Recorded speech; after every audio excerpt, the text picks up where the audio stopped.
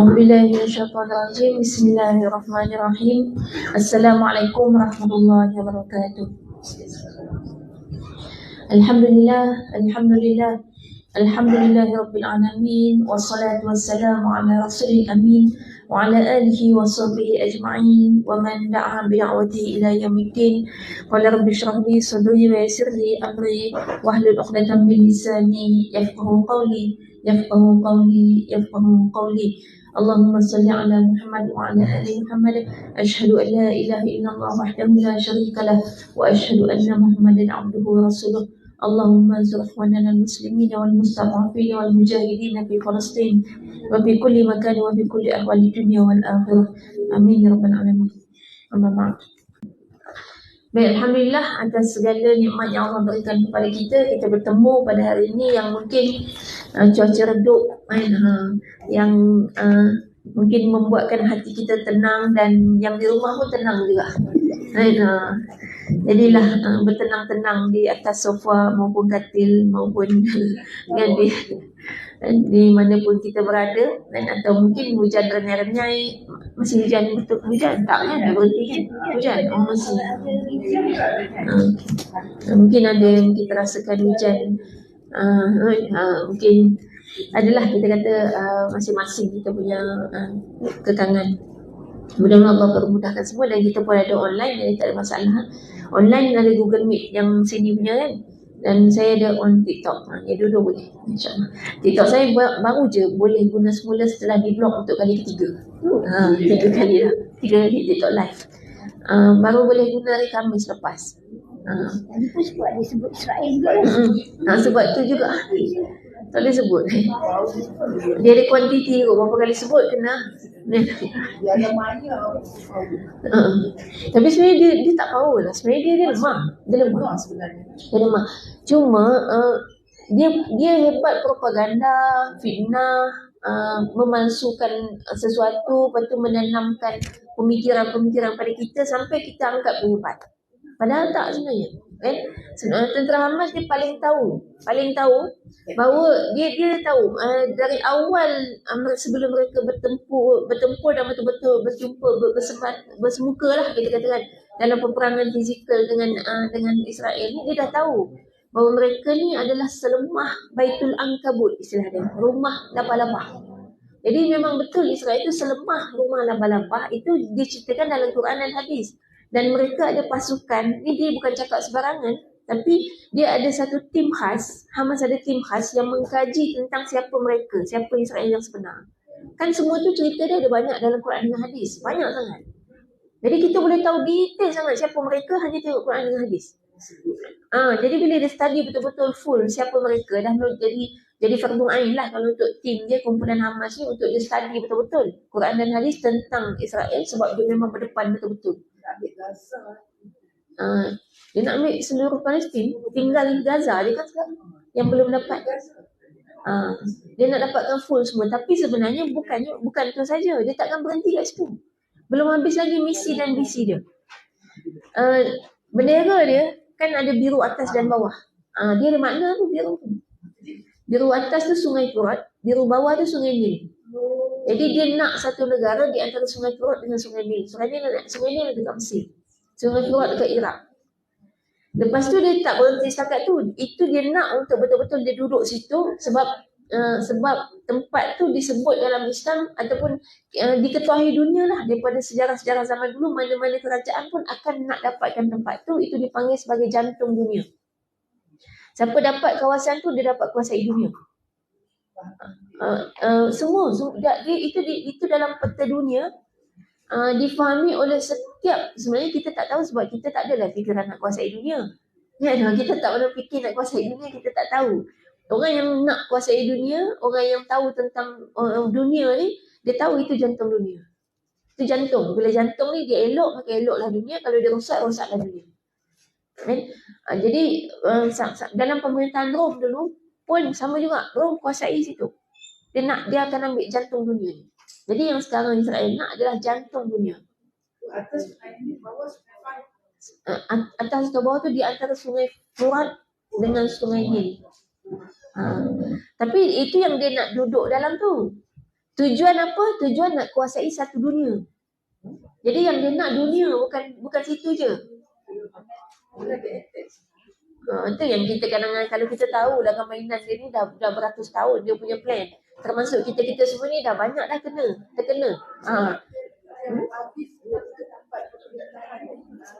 Itu ibu negara Israel yang dia buat.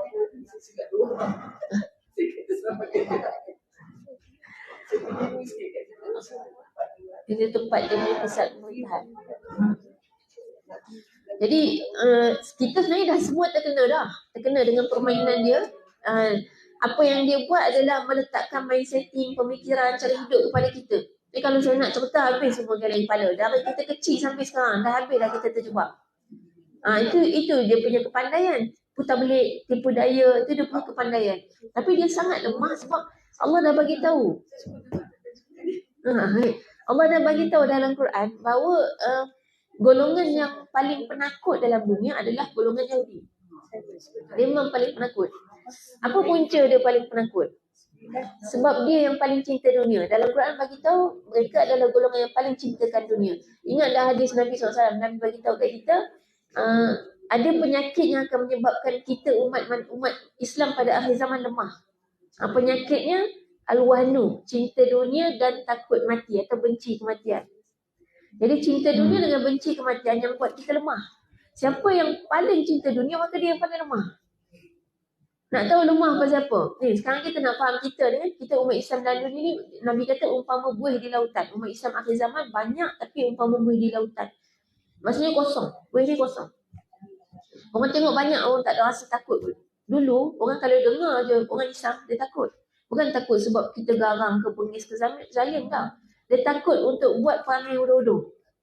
Sebab janganlah buat zalim ke apa ke, nanti orang Islam akan datang. Dan datang untuk, misal katalah, ada satu kerajaan dia menzalimi rakyat dia. Islam akan datang situ untuk menyelamatkan kezaliman. Jadi dia orang takut. Itu takut, maksud takut. Dan Sepanyol dulu pun pernah kan, pemerintah dia menzalimi rakyat dia dan rakyat dia minta tolong dengan kerajaan Islam. Masa tu masih ada kerajaan Islam. Sebab dia tak tahu nak minta tolong siapa. Sampailah Islam datang ke Sepanyol, Andalus kan, ada binaan-binaan dia sampai sekarang. Dan selamatkan masyarakat dia. Kan? Bila selamat masyarakat dia, umat Islam nak balik semula, kan? Balik semula ke tempat kita dan kita kata dah sekarang kita dah bebaskan kamu majukanlah tempat ni. Tapi apa jawab orang situ? Dia kata jangan balik sebab kami tak tahu nak buat apa. Dia tak tahu nak majukan macam mana. Kita tahu manusia kalau tak ada apa-apa garis panduan, kita nak follow apa gitu. Nak majukan satu tempat tu macam mana cara gitu. Kan nak kena cari jalan sendiri. Padahal selama ni mereka tu hamba sahaya yang selalu dilemah-lemahkan, yang jadi hamba abdi gitu kan. Yang kita kata dizalimi.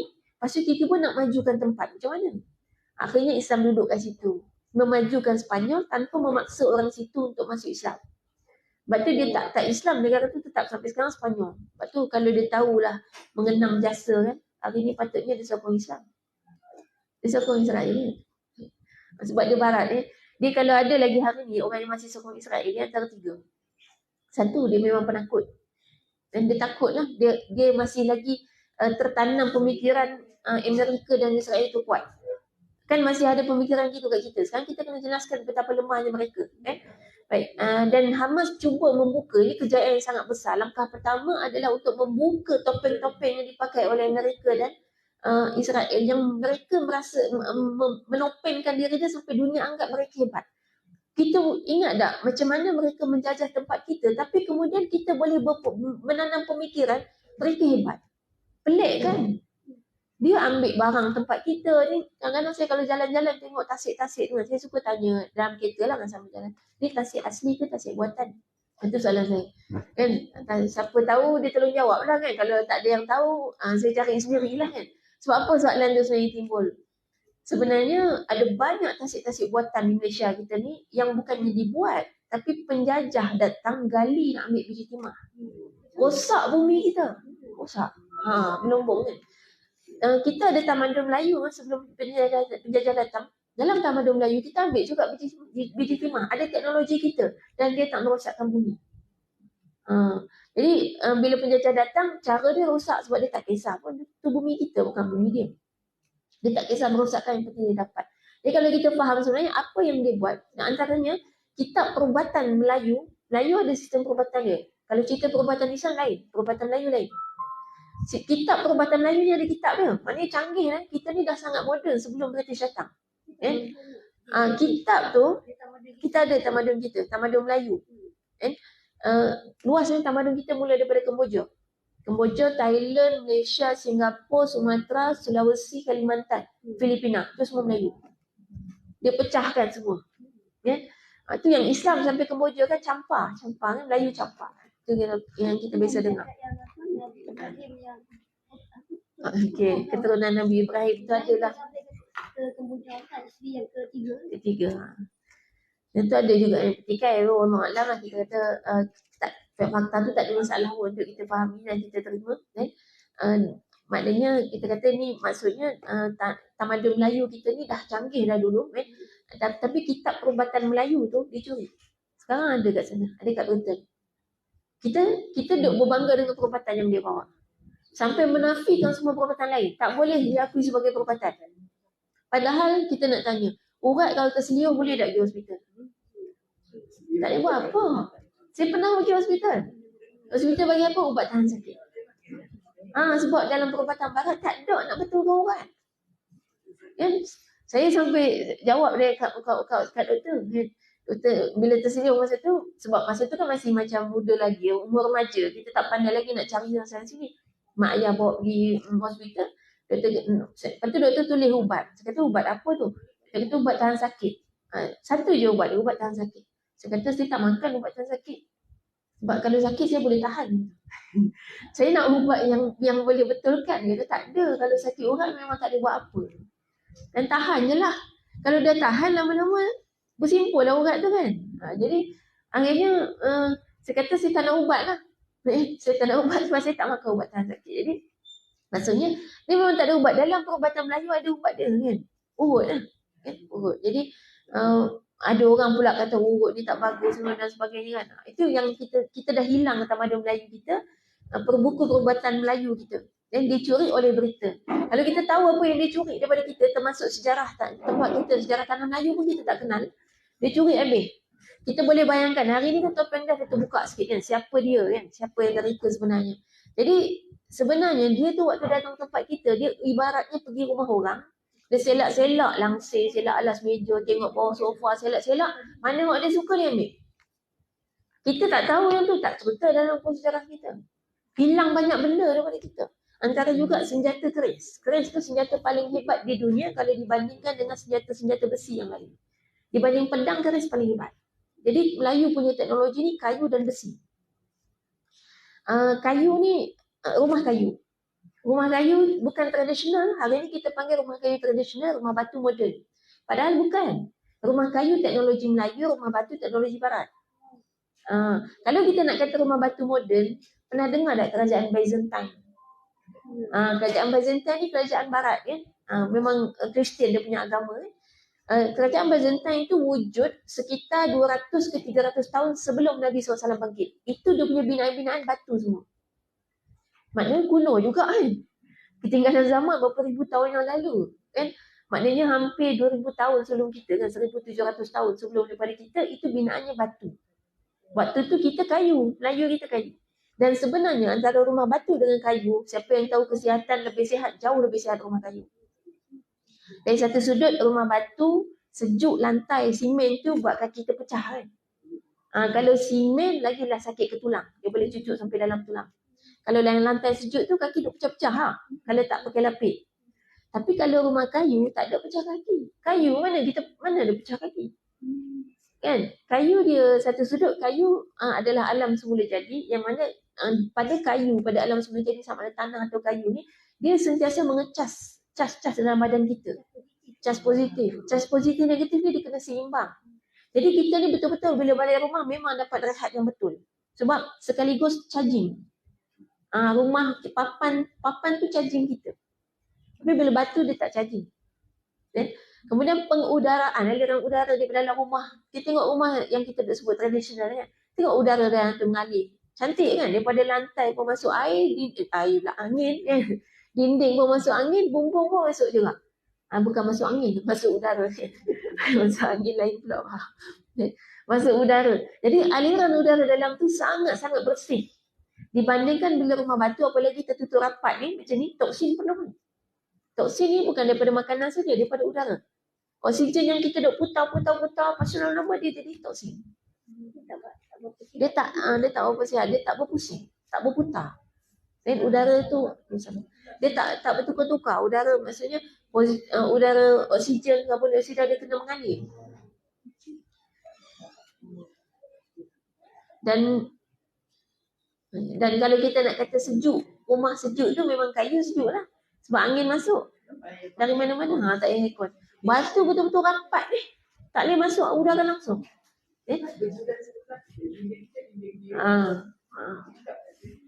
Jadi itu teknologi. Tapi kita tak adalah kata tak boleh rumah batu. Tak kan. Kita kan Islam kan fleksibel.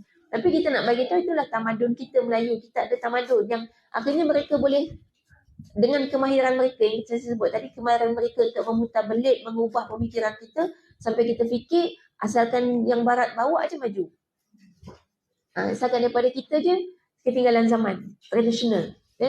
Itu dibawa dalam pemikiran. Waktu kita belajar sejarah dulu ada zaman Paleolitik, Mesolitik, Neolitik. Ingat lagi? Dia cerita bahawa manusia ni dulunya Paleolitik ni zaman batu.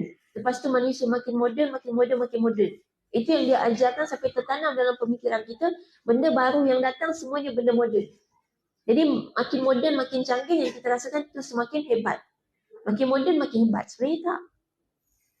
Setiap zaman kita kalau dalam Islam kita kena beriman. Zaman bukan berubah daripada asalnya batu, lepas tu pakai cawat kan, lepas tu pakai daun, lepas tu duduk dalam gua tu. Bukan itu. Asalnya zaman ni Nabi. Kena ingat perubahan zaman adalah perubahan zaman Rasul-Rasul di mana setiap Rasul ada teknologi masing-masing. Bahkan ada teknologi yang pernah dimiliki oleh umat terdahulu yang zaman sekarang orang dah tak tahu dah teknologi dia. Dah tak boleh guna, tak tahu macam mana nak buat. Engineering zaman dulu yang tak boleh dijumpai zaman sekarang. Ada yang lebih lemah sekarang daripada dulu. Jadi yang kita sedang alami adalah perubahan teknologi. Bukan semakin moden. Tapi pemikiran semakin moden ni ditanam dalam pemikiran kita. Sampai kita akhirnya rasa macam kita ni ketinggalan zaman kalau tak ada handphone. Kalau tak ada yang canggih-canggih lah kan. Yang orang yang lagi up to date. Yang canggih-canggih itulah yang paling hebat. Kita rasa macam tu. Padahal sebenarnya kalau kita nak tengok bukti. Telah terbukti bahawa tamadun Melayu jauh lebih canggih daripada tamadun Barat. Bukti kat mana? Buktinya orang tua-tua jauh lebih sihat daripada orang muda sekarang. Maksudnya orang ni melambangkan budaya dan cara hidup kita. Dan yang kita kata orang yang dah berumur sekarang, ni bertuah lah dalam usia macam ni, maknanya masih sempat tu mengalami dan menerima didikan daripada tamadun Melayu yang dulu. Kalau yang anak-anak muda sekarang, kita dah boleh tengok kan, orang dulu dah biasanya mula sakit umur 50, kan? Sekarang 60 baru mula sakit. Kemudian 40. Kalau sekarang 40 dah orang dah selalu pergi cek macam-macam. Maknanya 40 ni dah kena tengok dah kesihatan, kena perhati dah. Maknanya dah mula bermasalah. Lepas tu 30 pun dah ada sakit kronik, dah mula 30. Bahkan sekarang kanak-kanak pun dah buah pinggang kena buang.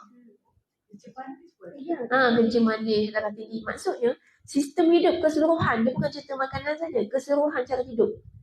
Yang teknologi yang kita katakan canggih tu rupanya merosakkan manusia. Hakikatnya dalam Quran Allah tak pernah bagi tahu pun kata dunia makin canggih. Yang Nabi SAW bagi tahu pada kita ialah dunia semakin rosak. Bukan makin canggih, makin rosak. Jadi itu pemikiran yang kita bila dijauhkan daripada ajaran Islam, akhirnya kita faham kata dunia ni makin canggih tu je. Walhal inilah kita kata kalau nak kata Amerika dan Israel itu hebat pada sudut menipu, dia hebat. Kan buat video palsu-palsu tu dia hebat. Dia boleh habiskan kos yang sangat banyak untuk buat video palsu. Dan memfitnah, kemudian mewujudkan pemikiran kepada dunia tentang Islamofobia sampai dunia takut dengan Islam. Itu kemahiran dia lah tu. Kan padahal benda tu palsu tapi dunia boleh takut dengan Islam. Takut dengan istilah hari ni, takut tu bukan takut yang macam dulu, bukan gerun. Ini takut lebih kepada Islam pengganas. Kan dia usaha untuk buat fitnah tu. Sebab bagi dia Islam adalah agama yang paling mengganggu hidup dia. yang paling membuatkan dia terancam daripada berkuasa atas dunia. Dia nak kuasai dunia. Dia nak kita semua ni ada dalam sistem dia. Dia nak dia cakap apa pun orang dengar. Dan sebenarnya memang dah kontrol pun sekarang. Cuma kita tak tahu tu. Ini kalau nak cerita panjang. Itu yang saya secara peribadi saya selalu cuba keluar daripada sistem itu. Sistem yang dia dah kontrol. Tapi ada yang memang tak berdaya. Tapi untuk keluar daripada tu kita perlu satu perjuangan. Orang akan kata kita macam-macam. Antaranya itulah ketinggalan zaman. Sebab kita dah diletakkan pemikiran moden. Apa yang barat bawa moden. Dan mereka negara paling moden, mereka negara paling kuat. Sebenarnya siapa yang kata dia paling kuat? Dia sendiri. Dia declare diri dia. Padahal yang kita nak kena tahu betul-betul dia negara yang sangat lemah. Dia sangat lemah adalah garis panduan yang Islam ajar ni, yang Nabi SAW sebutkan, cinta dunia buat kita lemah. Baik, kenapa cinta dunia buat kita lemah?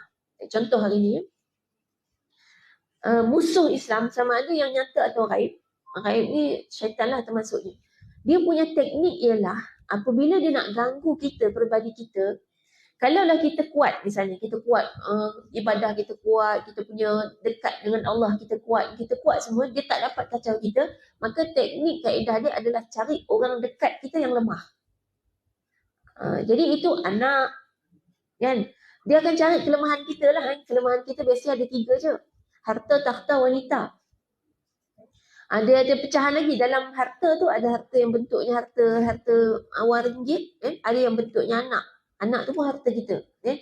Kemudian takhta, kedudukan. Orang yang suka glamour itu selalunya akan diambil untuk kegunaan dia. Yang antaranya hari ini berlaku, kenapa negara Arab diam dengan apa yang berlaku di Palestin. Antaranya mereka dah dibeli sejak awal. Sejak awal negara itu ditubuhkan. Negara Arab dulu sebelum kejatuhan Khilafah Islamiyah, Turki Utsmaniyah, semua bawah Turki Utsmaniyah. Arab Saudi, yang sampai Yaman, sampai ke Palestin, semua bawah Turki Utsmaniyah. Dia tak ada istilah nama-nama negara ni British yang letak. Jadi nama Palestin pun tak ada. Dalam Quran tak ada, dalam hadis tak ada. Itu penjajah letak. Arab Saudi semua tu nama-nama yang baru dia letak. Baru je. Sejak awal negara tu dah ditubuhkan, dia dah beli ke pemimpin dia. Dah disuruh pemimpin dia mesti orang yang ikut tunjuk dia. Kalau tidak akan digulingkan, akan dijatuhkan, akan difitnah, akan dipropagandakan macam-macam. Last sekali dibunuh. Dia akan buat macam tu. Dan itu yang terjadi di Mesir kan.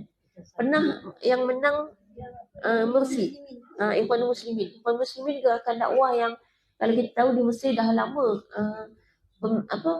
ulama-ulama, pejuang-pejuang dalam Ikhwanul Muslimin dah lama diseksa dan dibunuh, ditembak, disakiti. Yang wanitanya ada seorang, Zainab Al-Ghazali. Itu diseksa sangat parah. Sampai keluar penjara dia lumpuh. Masuk penjara sihat. Keluar penjara lumpuh. Itu pun wujud keluar penjara sebab target dia orang, dia mati secara terseksa dalam penjara. Tapi gagal, dia tak mau bunuh, dia nak seksa. Kalau bunuh selesai. Dia tak nak, dia nak seksa. Nak bagi sakit dia. Jadi diseksa macam-macam lah. Antaranya direndam dalam air najis. Dalam keadaan berdiri selama sebulan. Kalau air tu kat sini, tersengguk sikit je masuk. Itu perempuan, dia seksa perempuan macam tu. Laki lebih lagi. Dr. Yusuf Qaradawi pernah kena dalam penjara Ikhwanul Muslimin. Orang Ikhwanul Muslimin yang ditangkap masa tu Dr. Yusuf Qaradawi masih muda. Masih pelajar universiti. Dan Dr. Yusuf Qaradawi cerita ada satu buku khas. Dia memang cerita pengalaman dia. Tapi yang last dia cerita bila keluar daripada penjara tu, dia kata, kalaulah aku ingat kembali apa yang kami makan waktu ada di penjara tu, ia umpama najis keras yang disalut pasir. Itu makanan dia. Memang dia bagi macam tu. Dia kata dah tak fikir dah tu makanan apa. Sebab dalam Islam wajib makan, kalau tidak mati. Jadi memang wajib makan, tak kira apa makanannya. Kan dia jadi halal kan. Dia memang kena makan. Kalau tidak mati, tak boleh. Kalau tak mau makan sampai mati, haram hukum dia. Jadi maknanya penyiksaan yang macam tu, sampai masa tu Dr. Soekarno masih belajar kan. Jadi dia masih nak ambil exam. Hari nak exam dia merayu-rayu dekat penjara. Nak keluar minta nak pergi ambil exam. Dia masuk penjara tu sempat dia tarik buku. Waktu askar tentera tarik dia, seret dia, polis seret dia pergi penjara, dia sempat tarik buku, nak baca buku. Ini pemikiran dia. Kena tangkap masih lagi nak baca kitab. Kalau kita apa benda lah, kita tarik makanan pun. Baik. Sampai dalam penjara tu dia rayu-rayu tak nak pergi exam. Sehari je nak pergi exam. Berapa jam lah. Dalam sehari tu berapa jam dia nak pergi. Dia orang kata tak boleh. Tak boleh. Sampailah hari betul-betul tinggal berapa minit lagi tu. Nak exam tu dibenarkan. Tapi kan perjalanan jauh. Berapa kilometer dia kena jalan kaki. Berlari dia. Itu kesungguhan ni ulama'. Kita pernah ceritakan ulama' dia mengubahkan hidup dia kan. Dia saja-saja je tu. Kalau tak benarkan, sebenarnya lebih okey. Tapi dia saja nak seksa. Jadi dia benarkan tapi hanya beberapa minit sebelum exam tu. Supaya dia terseksa nak pergi berlari apa semua. Tapi kita bagi orang Islam tak ada masalah. Bila kita anggap itu semua sebagai usaha kita kan, Allah nilai semua usaha. Lagi besar pahala. Lagi seronok kita. Kan? Jadi berlari sampai ke ruangan exam tu, masa dah nak habis. Tapi dia usaha jugalah, jawab-jawab. Betapa kita kata Allah kurniakan ilmu barakah yang kita kata, dia jadi best student. Subhanallah. Lepas tu balik semula, tangkap dalam penjara, diseksa dan sebagainya. Siksaan tu teruk kan, dahsyat dia. Kita kata memang sengaja nak menyiksa ulama'-ulama'. Jadi penjaranya tu dia letak bawah tanah, di atasnya dia letak taman bunga. Tujuannya adalah nak menghina. Jadi seolah-olah kita kata orang berseronok, bergembira, memijak-mijak kepala ulama'. Tu dia punya simbolik. Kat sana banyak taman bunga. Orang Arab tu suka pergi taman bunga. Kalau raya, taman bunga penuh.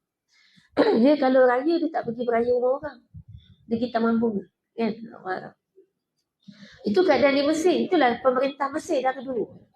Tiba-tiba bila Morsi, orang yang bukan Muslim ni kan, dia naik. Dan dengan cara yang kita kata sangat-sangat murni lah kan, mengundi. Maknanya dah memang pilihan dan memang ikut dah flow dia ni. Kan cara mengundi. Tiba-tiba tentera yang sebenarnya dikatakan tentera negara, sebenarnya bukan tentera negara. Tentera yang dah dibela dalam negara, menghabiskan harta negara, tapi sebenarnya tentera tu tentera mereka. Tentera itulah yang menggulingkan presiden dia sendiri. Pelik kan? Tentera dalam negara sepatutnya melindungi negara. Tapi dia gulingkan presiden dia, naiklah. Yang kita sebut rampas kuasa, tapi ni saya nak cerita tentang tipu daya dia dari dulu. Dia bukan baru benda tu berlaku dah. Dia bukan rampas kuasa sebenarnya. Sebenarnya ni nak fahamkan, susah kalau kita tak pernah tahu cerita ni. Cerita ni dah zaman bersama, saya daripada remaja lagi duduk baca benda-benda macam ni. Sampai kepada perjanjian perhimpunan Zionis, semua apa yang dirancang, semua tu sangat detail. Satu dunia tu yang kita kata kita semua dah terjebak. Sudah gitu. Dan tak ada seorang pun terlepas. Tak pasal. Saya dalam usaha nak melepaskan diri pun dah kena masa kanak-kanak. Dari start kita lahir lagi dah kena. Kan? Kan susah nak faham. Tapi tak apalah. Kita tak cerita tu. Semasa kita dah tak ada pilihan, dia dah paksakan kita untuk masuk dalam dia punya perancangan.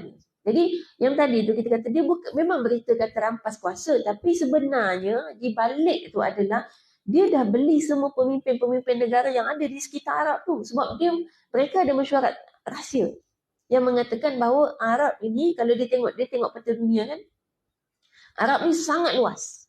Sangat-sangat luas dan kelebihan mereka adalah mereka punya satu bahasa dan satu bangsa. Yang kalau mereka bersatu, kita tak akan mungkin menang. Kita tak akan mungkin dapat kuasai dunia. Okay? Maka diusahakan ini yang dia fokus paling utama. Pertama ialah memecahkan mereka kepada entiti yang sangat kecil-kecil. Itu negara. Jadi negara Arab ni kecil-kecil. Heran kita kan kalau dibandingkan Rusia, China, mereka besar-besar berlabak tu. Kenapa tiba-tiba negara Islam kecil-kecil? Kan? Jadi dia memang nak pecah belahkan sehingga kemudian ditanamkan kepada kita, ada satu lagi pemikiran yang dah ada pada kita, nasionalisme. Cintakan negara. Islam tak halang sebab dalam Islam ada hubbul watan minal iman. Tapi tak boleh mengatasi cinta agama. Masalahnya hari ini, kita suka benci kepada orang negara lain. Walaupun sama-sama Islam. Di Malaysia pun kita banyak je orang fikir Indon, Bangla. Kan kita dah sebut itu. Bunyi tak suka. Padahal Indonesia negara Islam, Bangladesh negara Islam, yang kita ingat sebenarnya kan, kalau kita tengok orang Bangladesh, saya fikir kalau satu hari Malaysia susah, orang Bangladesh yang tolong. Tengok dia orang ni agama dia bagus. Solat dia semua kan. Kemudian dia kuat. Badan dia kuat ya. Dia buat kerja-kerja beruh kasar tu. Orang yang buat kerja beruh kasar yang kuat. Yang duduk dalam aircon ni lemah. Tulang repuk dia. Urat sakit. Tak berpeluh. Dia kalau ikut kita kena berpeluh setiap hari kan. Dan buat beruh kasar ni sihat. Dan kalau kita tengok sejarah Nabi dan Rasul, semua mereka itu kerjanya beruh kasar. Sebelum jadi Rasul tu dia punya pendidikan untuk menjadi pemimpin hebat adalah melalui pekerjaan beruh kasar. Yang kita anggap hari ini kita dah ditanamkan pemikiran kerja beruh kasar low standard. Padahal Nabi dan Rasul, okay, kita tengok Nabi Muhammad SAW bisnes. Bisnes itu trading yang jenis kena bekerja kan, berjalan kaki, jarak jauh kan. Kemudian Nabi Musa AS kerja kebun sebelum jadi Rasul kan. Ada lagi yang bukan Nabi tapi dia pemimpin kepada Bani Israel, Tolut. Pemimpin perang mereka, Tolut ni kerja dia berkebun dan bela kambing. Kemudian kebanyakan Rasul juga kerjanya menggembala kambing. Hari ni kalau ada calon menantu kita datang, kerja dia bela kambing. Tak ada. Bela kambing je ke? Dia kena CEO dia kan. CEO tiap hari masuk aircon, keluar aircon. Lepas keluar aircon kejap masuk aircon pula dalam kereta kan. Lepas tu keluar kejap masuk aircon pula dalam rumah. Lepas tu masuk aircon kat pejabat. Itu lemah tu badan. Jadi macam mana kita ditanam pemikiran sampai hanya sayang negara kita, benci pada negara lain. Dan kita membeza-bezakan, sokong pula bola sepak ikut negara juga. Kan? Jadi bergaduh pula perang kita. Jadi mereka memang sengaja buat kita pecah belah. Antaranya juga dia bawa lah bangsa-bangsa lain di semua tempat dalam dunia ni. Ada semua bangsa dibawa, tujuannya biasanya bangsa-bangsa ni suka pecah belah. Suka menghina, merendahkan antara satu sama lain. Jadi tujuannya supaya setiap tempat ni pecah belah. Itu je teknik dia boleh buat supaya dia jadi satu kuasa besar. Kalau dia biarkan kita semua hidup aman, tenang, kita akan bangkit dengan sebagai sebuah kerajaan Islam macam dulu. Jadi supaya tak bangkit, dia buat kita dengan segala strategi sampai tahap pindahkan manusia tu dia buat. Main mana bangsa India dengan Cina tiba-tiba dibawa tempat kita. Bukan tempat kita je, banyak tempat lain semua ada. Indonesia pun ada, Cina kan. India. Negara-negara lain semua ada. Tujuannya supaya pecah. Okay? Satu dunia ada, betul? Jadi memang tujuan dia supaya ada berlakunya perpecahan. Perpecahan tu akan buat dia kuat. Sebab dia kan, saya selalu suka buat perumpamaan gini. Umpama dua orang pelajar duduk dalam satu kelas. Dua-dua sama-sama rajin belajar, tapi ada kelebihan semula jadi yang ada pada seorang ni. Si A, dia ada IQ yang genius. B, IQ biasa-biasa. Ini semula jadi, tak boleh buat apa dah. Memang asli kan daripada keturunan. Tapi dua-dua sama-sama rajin belajar. Maka kalau B ni nak kalahkan A yang genius tadi, macam mana cara B boleh buat? Melainkan dia jatuhkan A. Kan? Dia jatuhkan A, dia buat A ni sakit, dia fitnah ke, dia bagi tak datang exam ke, dia curi kertas jawapan ke. Dia nayalah si A ni supaya dia dapat naik nombor 1. Kalau tidak, dia takkan dapat. Sebab dia tak cukup power satu lagi. Genius, yang tu dia takkan dapat. Yang itulah yang takkan didapati oleh orang bukan Islam.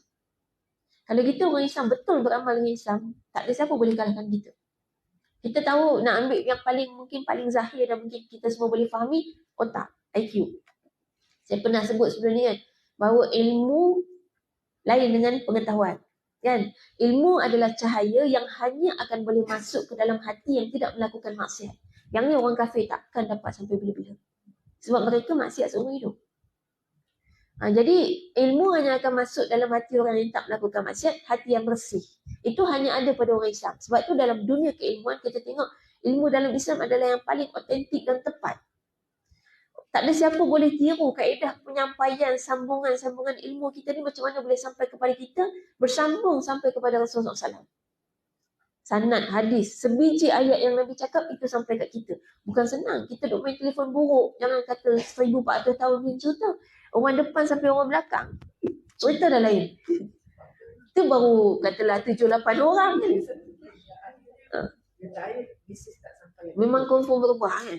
Dia takkan jadi sama ada dalam bentuk pergerakan ke, ayat nak suruh hafal ke. Kan? Macam mana hadis boleh sampai sebiji hadis? Perkataan Nabi sebut sebiji. Itu sistem keilmuan yang bukan mudah nak dapat. Orang kafir tak dapat yang tu. Sebab tu sekarang ada mengandalkan pandai, maknanya kreatif, inovatif. Dan dia menghinakan kaedah hafalan.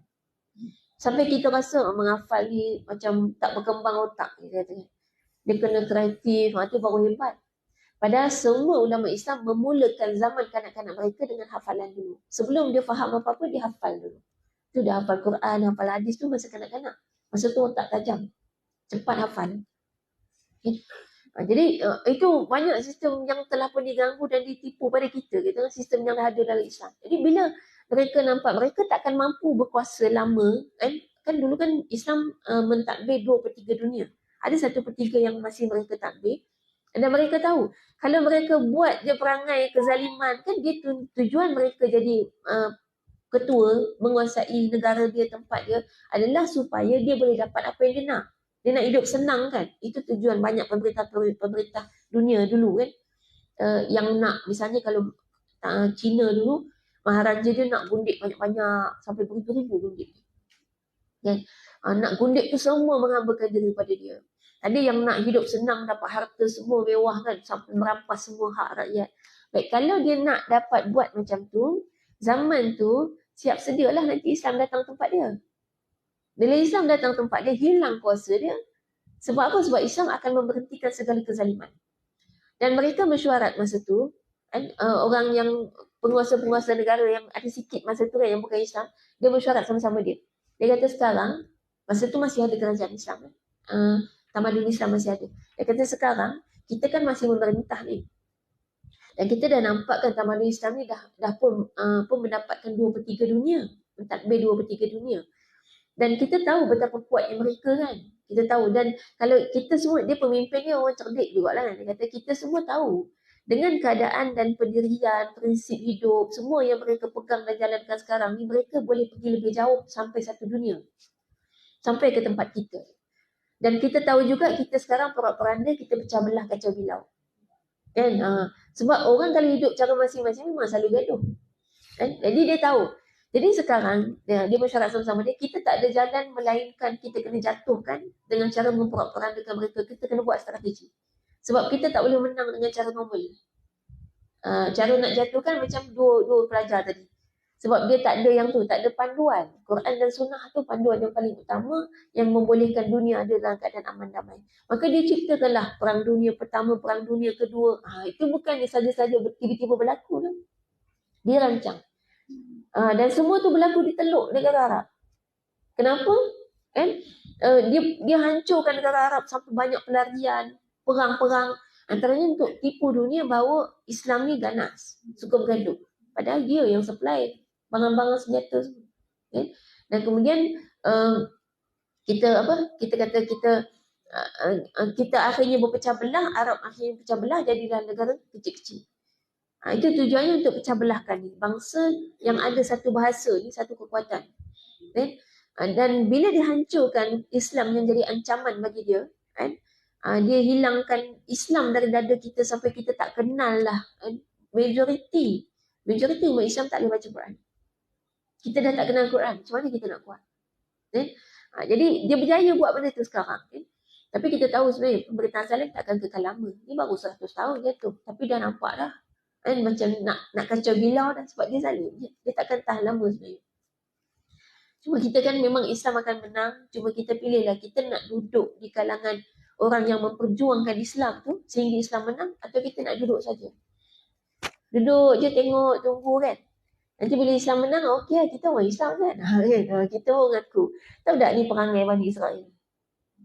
Waktu Allah suruh Bani Israel masa zaman Nabi Musa, Allah suruh pergi kamu ke Masjidil Aqsa, bebaskan Masjidil Aqsa tu daripada cengkaman orang yang engkar kepada Allah. Masa tu Masjidil Aqsa dikuasai oleh golongan yang engkar pada Allah. Apa jawaban Israel?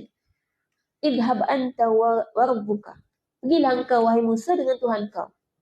Dia suruh pergi seorang lah kiranya. Seorang-seorang kau pergi sana dengan Tuhan kau, pergi sana. Masjid Al-Aqsa tu kan Tuhan kau suruh kan. Pergi dengan Tuhan kau. Nahnu hahuna qa'idun. Kami duduk sini.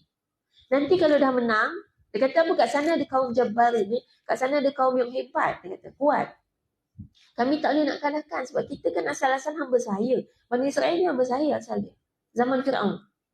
Dia hamba sahaya. Jadi dia kata kami ni hamba sahaya, kami tak kuat. Jadi dia, itu yang kita kata dia lemah sebenarnya. Dia kaum yang tak ada confidence sebenarnya. Tak ada keyakinan diri. Dia pernah dihalau di semua tempat yang dia pergi. Maknanya, kita bayangkan mental orang macam ni. Mental dia, dulunya dia hamba sahaya, lepas tu dia pergi mana-mana orang halau. Kan? Mental dia sangat down sebenarnya. Sangat rendah mental dia. Kan? Dia bukan orang yang hebat, yang dibanggakan oleh mana-mana orang pun. Kan? Jadi bila dia kata kami ni lemah, kami ni tak kuat, kami tak boleh nak pergi lawan dengan orang tu. Jadi disuruh jihad tak mau. Jadi mereka ni bukan bangsa orang berjihad. Tak. Dia memang takut jihad. Okay? Takut untuk berjuang. Dan dia suruh Nabi Musa pergi. Nanti dah berjaya, panggil kami pergi. Ni perangai kalau kita nak duduk diam-diam, kita kata nanti Islam menang, kita join lah. Maknanya tak beza lah kita dengan perangai dia orang. Sama je. Kena usaha buat sesuatu. Saya bagi gini lah. Kadang-kadang fikir nak buat apa. Kalau kata nak pergi Palestin, saya kata jangan. Sebab orang Palestin sendiri sebut jangan. Orang Palestin pun kata jangan. Dia kata kami tak perlukan pun kamu pergi sini. Menyusahkan lagi ada. Nanti bila kena bom, hospital makin penuh dengan kita pula. Dan kita bukannya boleh tahan bom. Kalau boleh, pergilah. Pergi. Setiap bom nak datang, kan, Zam-Zam ala Kazam ke? Kan, Kamehameha ke? Halang bom tu. Tak apa kalau boleh macam tu. Tapi kalau tidak, duduk sini dengan peranan kita, tugas kita. Dia cuma minta satu, sebarkan. Bagi dunia tahu apa sebenarnya sedang berlaku. Bagi orang Islam kita faham, Palestin ni apa sebenarnya. Masjid Al-Aqsa tu apa? Kita orang Islam pun tak tahu. Kemudian doa kita tu bukan doa asal bila orang doa kita amin, kalau orang tak doa kita pun tak doa. Bukan macam tu. Dan doa sungguh-sungguh. Yang Nabi SAW sifatkan apa yang kita bagi kepada kaum Palestin, umat Islam di Palestin, di Gaza khususnya sekarang, itu adalah merupakan hadiah, bukan sedekah. Tapi ni ada fatwa terbaru fatwa daripada ulama sedunia. Saya dah tunggu lama dah. Kita kena tunggu hak ulama sedunia. Kalau fatwa individu dia tak kira lagi. Kalau dah gabungan ulama sedunia keluar fatwa, orang Islam semua wajib ikut. Kita punya pemimpin yang Allah lantik adalah ulama. Kalau pemimpin negara boleh dibeli, ulama tak boleh dibeli. Saya kata boleh dibeli sebab tadi itulah yang berlaku ke Arab. Semua pemimpin dia dah dibeli. Lepas tu dia diam. Kan? Jadi Allah dah lantik sebenarnya, dah ada dah sistem pentadbiran kita, ulama adalah pemimpin kita. Dalam tamadun Melayu dulu, kerajaan Islam, memang ulama lah pemimpin kita. Sultan itu mentadbir negara dan agama. Lepas British datang, dipecahkan. Sultan hanya bahagian agama. Dan itu asal kita. Baik. Jadi ulama fatwa dah keluar. Fatwa ulama keluar. Saya ada berapa belas gitu fatwa. Tapi kita ambil yang berkaitan kita je. Satunya adalah menjadi kewajipan kepada setiap individu Muslim untuk menzahirkan sokongan. Bukan duduk diam-diam lagi lah. Tunjuk. Dengan kapasiti cara kita masing-masing. Jadi itu ada yang pakai selendang tu boleh lah kan. Itu kira zahir. Selendang Palestin ni. Ada yang pasang bendera, ada yang buat solidariti, ada yang maknanya menyampaikan, bercerita. Dia bukan diam lagi dah. Setiap individu kita dah wajib. Kalau tak buat maknanya dosa. Memang dah ada fatwa tu keluar, tak buat maknanya dosa. Kita tak menjalankan peranan kita. Nak sampaikan tu boleh media sosial, boleh dengan saudara-saudara keliling kita. Tapi tak boleh diam dah. Setiap orang. Baik, yang keduanya adalah setiap daripada kita wajib bertindak melakukan sesuatu mengikut kapasiti kita masing-masing. Bertindak. Bertindak maknanya, sekarang rasa-rasa apa yang boleh buat? Boycott. Boycott. Ini tak ada siapa terkecuali. Jangan sampai ada orang Islam yang tiba-tiba cakap, lah macam mana nak hidup? Bila tengok produk dia ada beribu-ribu produk dia. Tapi orang yang dah biasa pakai, ada beribu-ribu list tu. Macam mana nak hidup? Saya memang pernah dengar ada orang cakap, setakat tak boleh minum Coca-Cola, Pepsi, dia dah kata, macam mana nak hidup tak minum air ni? Padahal sepatutnya tanya, macam mana nak hidup kalau minum air tu? Sebab air tu membunuh kita kan? Itu bukan minuman, itu buat cuci tandas ni. Tapi memang ada orang fikir macam tu. Milo, jenama Nestle tu, semua bawah dia. Itu dah, situ saja dah berapa ribu ke berapa ratus tu. Banyak. Dia jadi susah pasal apa? Pasal bila time isu baru kita nak boycott. Sekali buka nak beribu-ribu. Shampoo kat rumah tak habis stok lagi. Shampoo dia punya lah tu kan, jenama dia kan. Tak habis stok lagi takkan nak buang. Tu yang jadi susah. Sepatutnya boykot ni berterusan pelan-pelan satu-satu. Saya ingat saya memulakan boykot masa saya belajar kat Mesir. Masa tu mula keluar fatwa Dr. John Fatawi sebut tentang satu real yang kamu berikan kepada umat, kepada membeli produk Israel adalah bersamaan dengan satu peluru yang kamu masukkan ke dalam tubuh anak-anak di Palestin. Masa tu kat Mesir, iklan-iklan besar dekat tepi-tepi jalan tu, misal McDonald, jenama McDonald ada iklan dia burger McDonald, tengah-tengah burger tu ada baby Palestin yang kena tembak. Jadi makan burger tu macam makan daging. Dia buat poster besar. Kat sana ada satu sabun basuh baju nama dia Ariel. Masa tu Ariel Sharon dia punya presiden. Itu dia buat iklan Ariel Sharon tu dia tumpah sabun atas kepala. Dan dia banyak iklan-iklan macam tu. Jadi masa tu saya ingat dia punya fatwa satu muka surat A4. Saya print out betul-betul, saya baca menghafal masa tu. Dan dengan lampiran produk dia.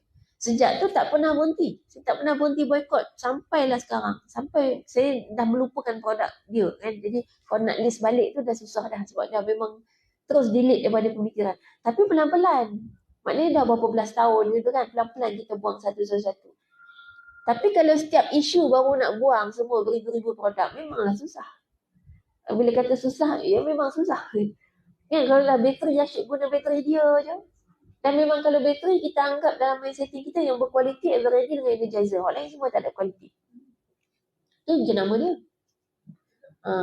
Saya pernah kat Mesir saya ingat. Berjuang untuk cari bateri selain daripada Energizer dengan Eveready. Berjuang untuk jalan kaki berkilo-kilometer. Masuk kedai, keluar kedai, masuk kedai, keluar kedai. Nak cari bateri yang bukan ni. Itu baru nak beli 2 biji bateri. Jadi dia memang kena berjuang sikit. Tapi kat Malaysia tak susah ni. Tak sesusah di Mesir. Sebab Mesir tu jiran Israel. Kebanyakan barang datang dari sana.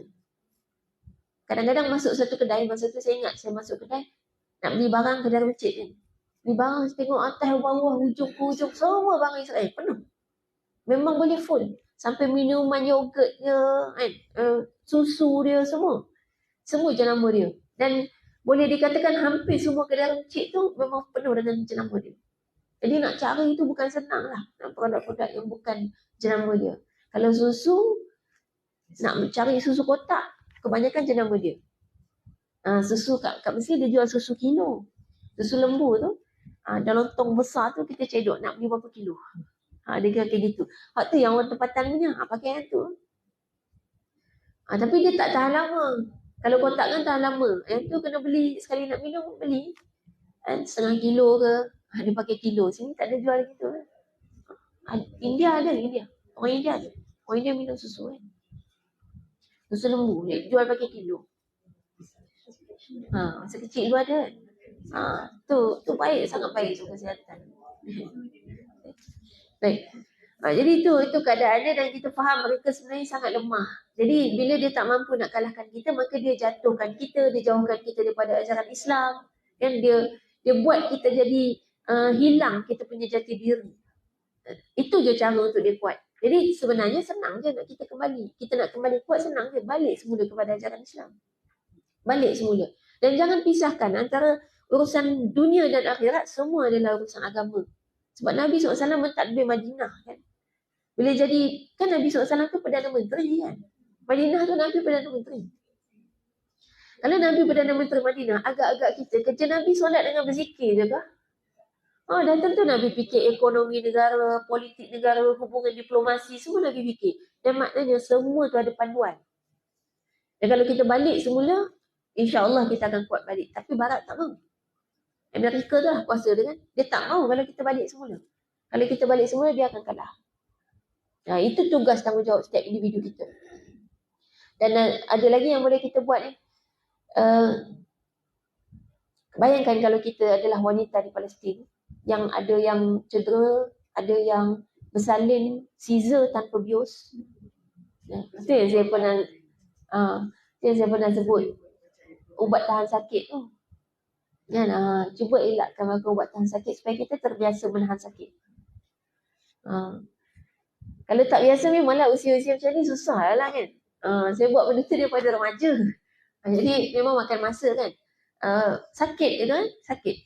Saya pernah sekali cabut gigi. Bila lepas cabut gigi, itulah lupa nak minta takbius. Tapi tak tahu doktor akan benarkan ke tidak kan. InsyaAllah nanti kalau nak cabut lagi saya nak cuba. Sebab saya pernah dah, ayah saya pernah buat. Ayah saya pernah cabut gigi saya masa kecil. Geraham tu. Tanpa bius. Okey. Tak ada apa-apa. Kan? Cuma lepas cabut gigi tu, dia nak bagi ubat. Saya tanya ubat apa? Ubat tahan sakit. Oh, saya tak makan. Saya tak nak ubat tahan sakit. Kan? Dia kata betul ke tak nak? Dia kata betul. Nanti kalau sakit macam mana? Tak apa, sakit saya boleh tahan. Betul ke? Dia kata, betul je. Tapi nanti kalau jadi apa-apa, kita tak salah. Dia kata. Tak ada masalah. Dia kata. Sebab tu swasta dia terpaksa izinkan kan. Kalau kerajaan punya klinik, saya ambil je. Lepas tu bagi kat orang lain yang makan kan. Kalau dia makan kan. Tapi swasta kan kita bayar. Jadi kita ada hak lah untuk menolak. Saya tak nak ubat tahan sakit. Saya kata ada ubat lain ke? Dia tak ada. Biasa cabut gigi ubat tahan sakit je. Maksudnya cabut gigi sakit dia tu bukan penyakit. Kan? Dia tak perlu apa-apa ubat. Dia bukan penyakit yang perlu diubati. Jadi lepas tu bila tak makan ubat tahan sakit, saya menunggulah bila nak sakit. Sebab dia kata sakit kan nanti kan. Lepas habis ubat bius tu nanti sakit dia kata. Saya tunggu bila nak sakit ni. Tak sakit-sakit sampai ke sudah. Saya kata lah, sweet baik tak makan ubat tahan sakit. Kalau tidak kita dah rugi merosakkan badan kita. Kan? Padahal tak sakit pun. Dia main setting kan supaya kita rasa kita akan sakit. Kan dia kata nanti darah tu mengalir kan. Dia kan tengah terbuka kan. Nanti dia sakit. Saya fikir kalaulah setakat gigi kecil je kan. Dia nak keluar darah nak sakit. Apa tu kita dah rasa dia sakit sampai nak kena makan ubat. Macam mana kalau luka perang? Macam mana kita nak tahan sakit tu? Hari ni kalau kita bayang kita jadi wanita di Palestin tu, macam mana tahan sakit? Baby pun dia jahit luka tanpa ubat bius. Jadi memang kena biasa tahan sakit. Bukan tahan maknanya tahan sampai stres lah. Cari jalan macam mana supaya kita boleh tahan dalam keadaan okey gitu.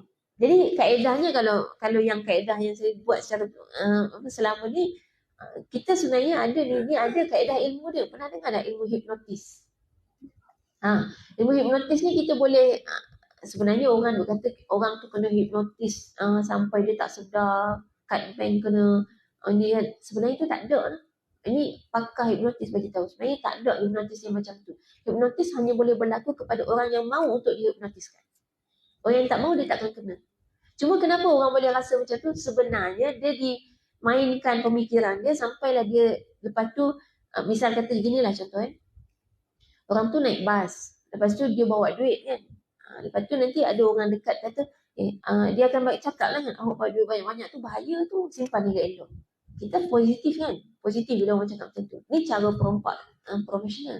Lepas tu bila simpan tu nanti, bila dah simpan, beg dia pula kan. Terbuka, terdedah kata, itu bahaya tu. Nanti ada orang ambil ke apa kan. Kena selit sikit kan, sembunyi sikit. Lepas tu dia pun duduk belah yang tersembunyi tu. Lepas tu, tapi bertindak sebagai orang baik gitu. Dan sampai akhirnya dia dapat ambil duit tu dan orang tu kata dia dihipnotis. Sebab apa? Sebab bila orang tanya macam mana boleh hilang duit, nak dia mengaku dia careless. Tak nak. Kita punya fitrah manusia ni suka bela diri. Itu fitrah dia dah. Memang kita akan sentiasa cari jalan untuk bela diri.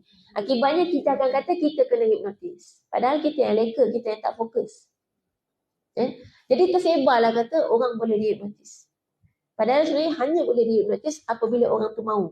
Ini ahli hipnotis yang beritahu. Hipnotis ni sebenarnya kaedah psikologi.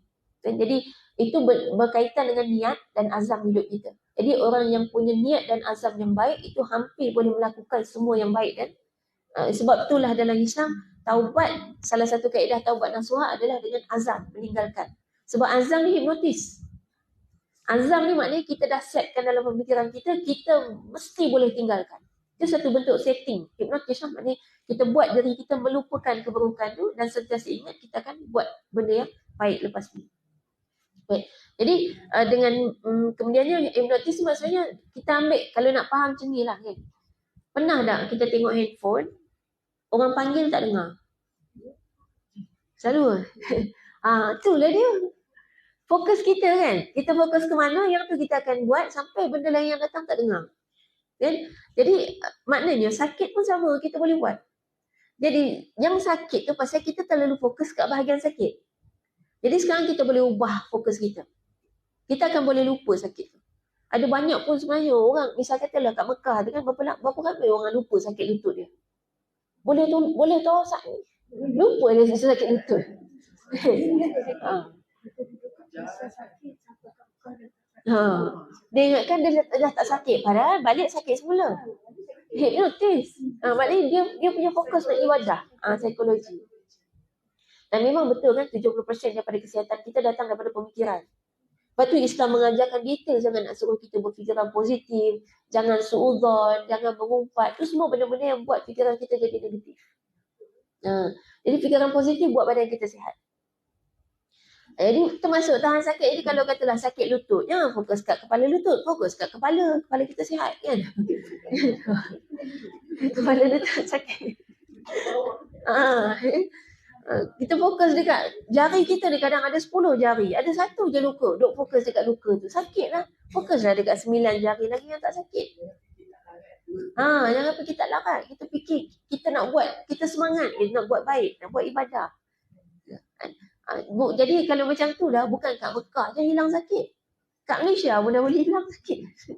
Kan? Asalkan kita betul-betul fokus. Saya ingat kalau saya sendiri kan, kalau mengajar yang jadi fizikal, memang saya boleh lupa sakit. Itu yang kadang-kadang ada sakit yang sampai tak boleh bangun ke apa, sampai orang kata ish betul ke ni nak pergi ngajar. Saya kata biasanya saya kalau mengajar hilang sakit, tapi balik sakit semula lah.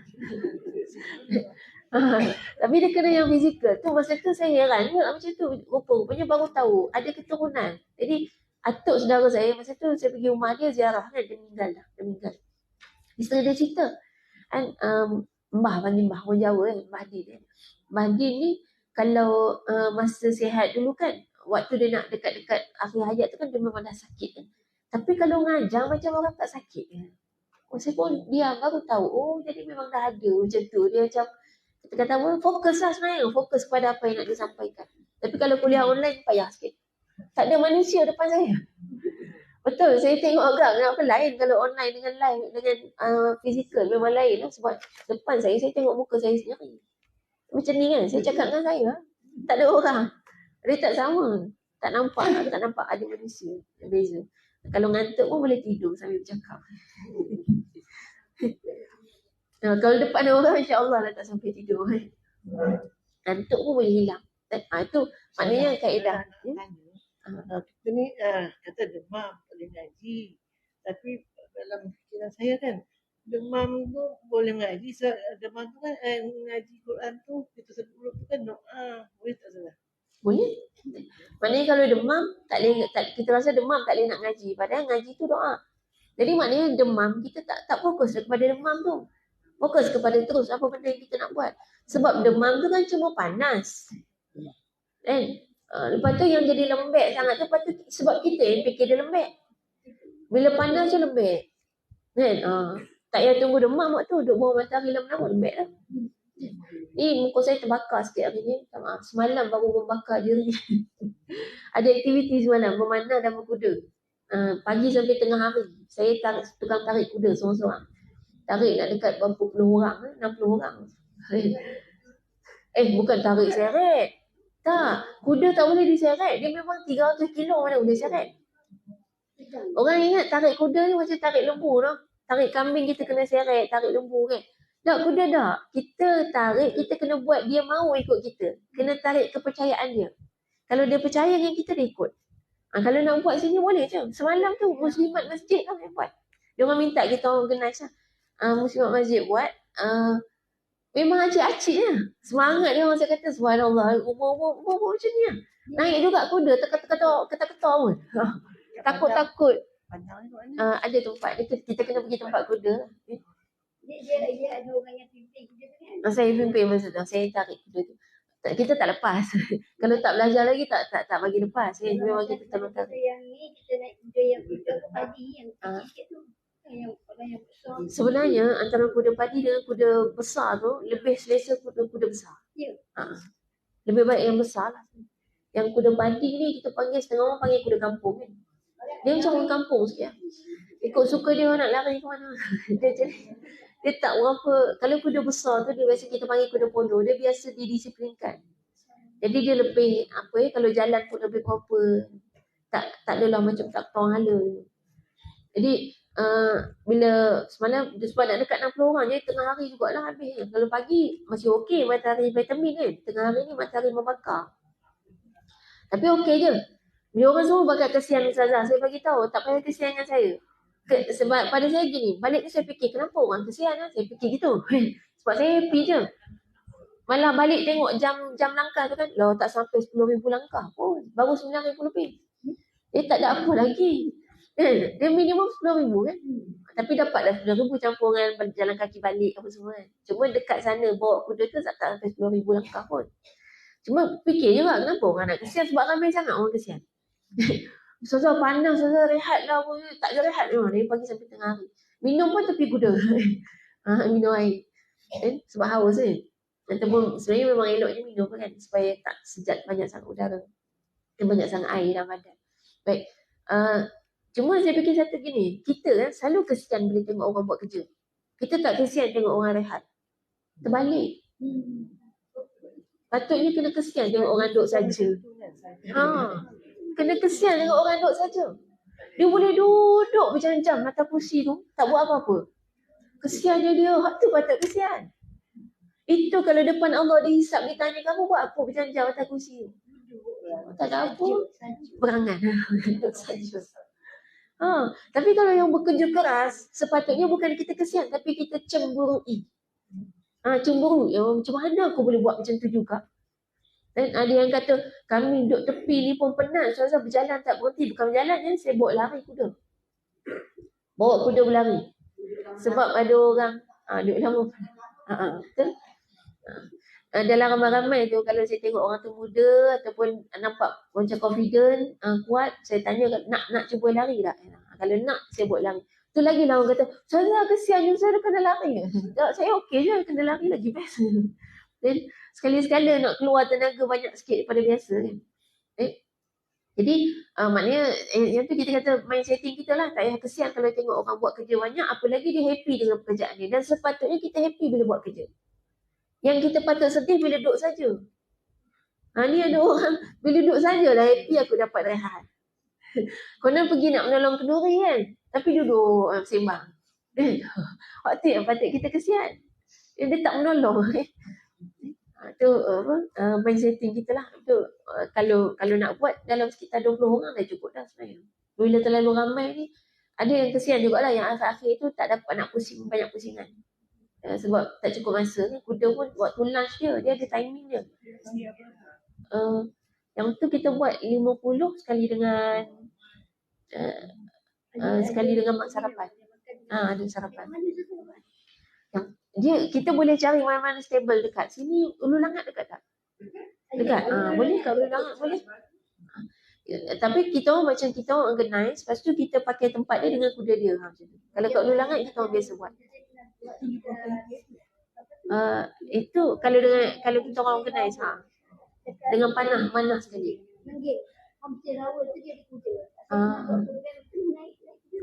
Yang baru ni dekat Kuang. Kita buat kat Kuang.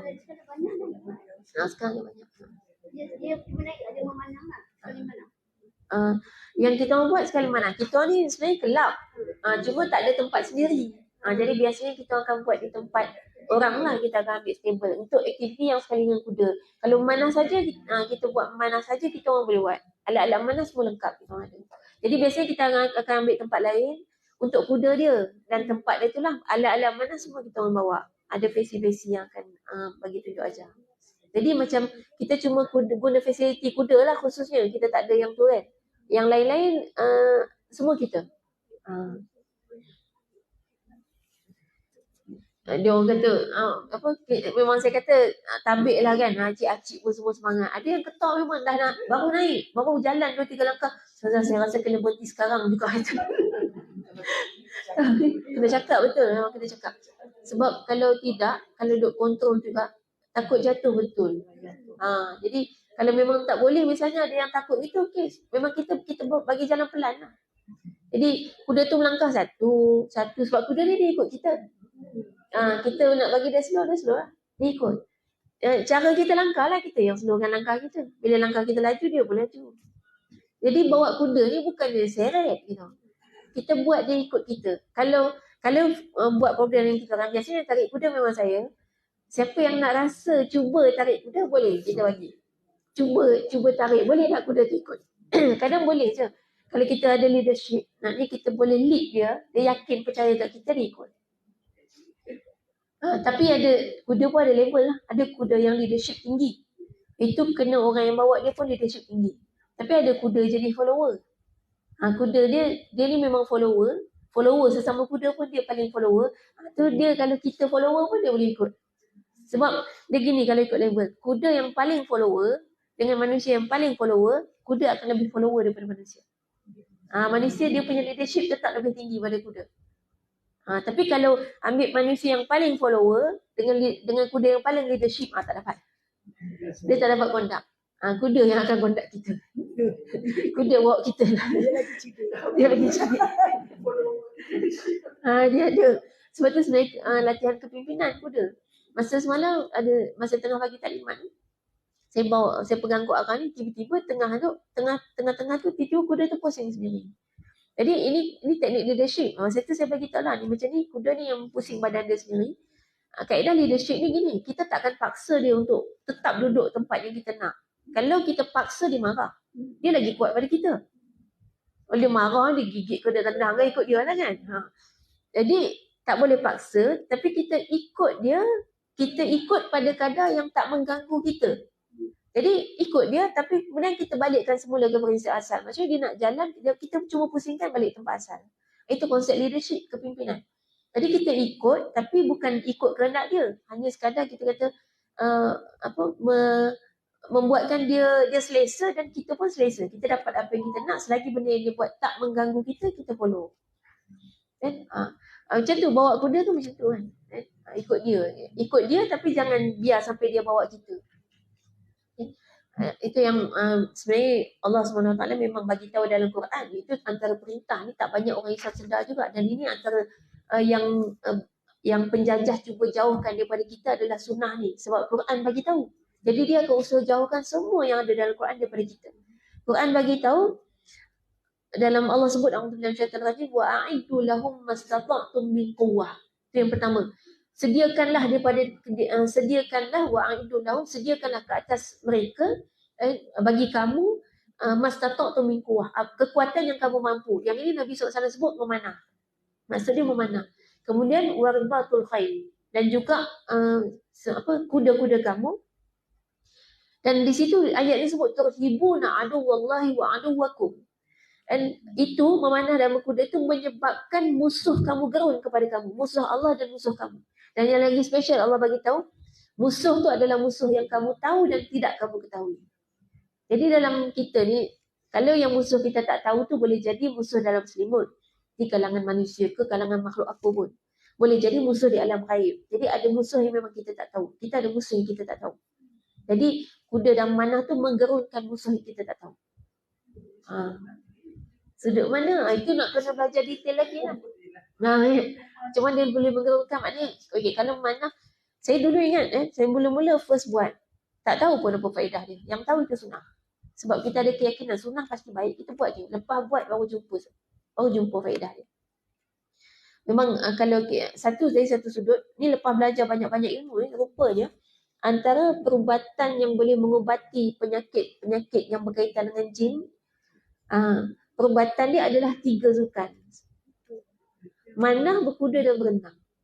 Itu boleh mengubat. Sebab ketiga-tiga ni melatih keseimbangan badan kita. Badan kita ni kalau nak tahu seimbang tak seimbang, tengok kasut. Kasut kita pakai tu. Kasut kita pakai tu, tapak dia ada haus sebelah.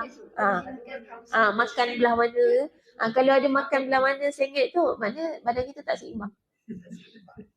Kalau dia tak ada dia berkanan, dia laka, dia seimbang. InsyaAllah.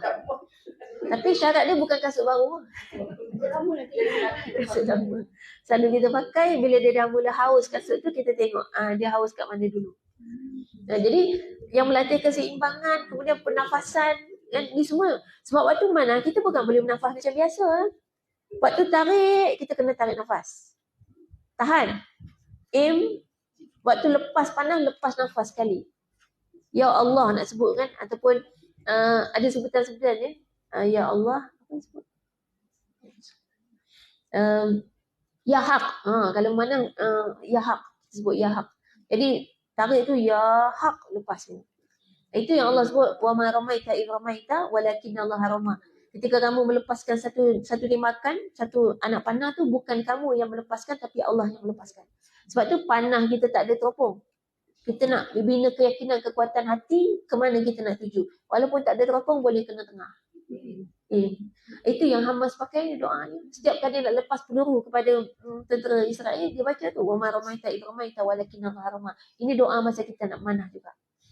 Jadi Allah lah yang melepaskan sehingga peluru mereka tak ada satu pun miss. Tak ada satu pun tak kena. Kena kereta kebal, kena apa semua. Secara peperangan di padang perang, Israel dah kalah. Yang nampak hebat sangat tu pasal ada bom-bom orang awam tu. Dia kalau kita tahu psikologi, orang yang suka bully orang lemah ni kan orang yang lemah. Jadi kalau kita faham secara teori, maknanya bila dia serang wanita dan kanak-kanak, dia lemah. Kalau orang kuat, dia cari orang kuat, pergi masuk busti ke kan. Masuk. Tak ada apa-apa. Bukan tak ada senjata, dia pun tak berdepan. Dia campak bom je. Itu menunjukkan dia lemah. Bila saya baca video yang dia nampak dia nampak sebab dia seorang ni tapi dia nampak ramai.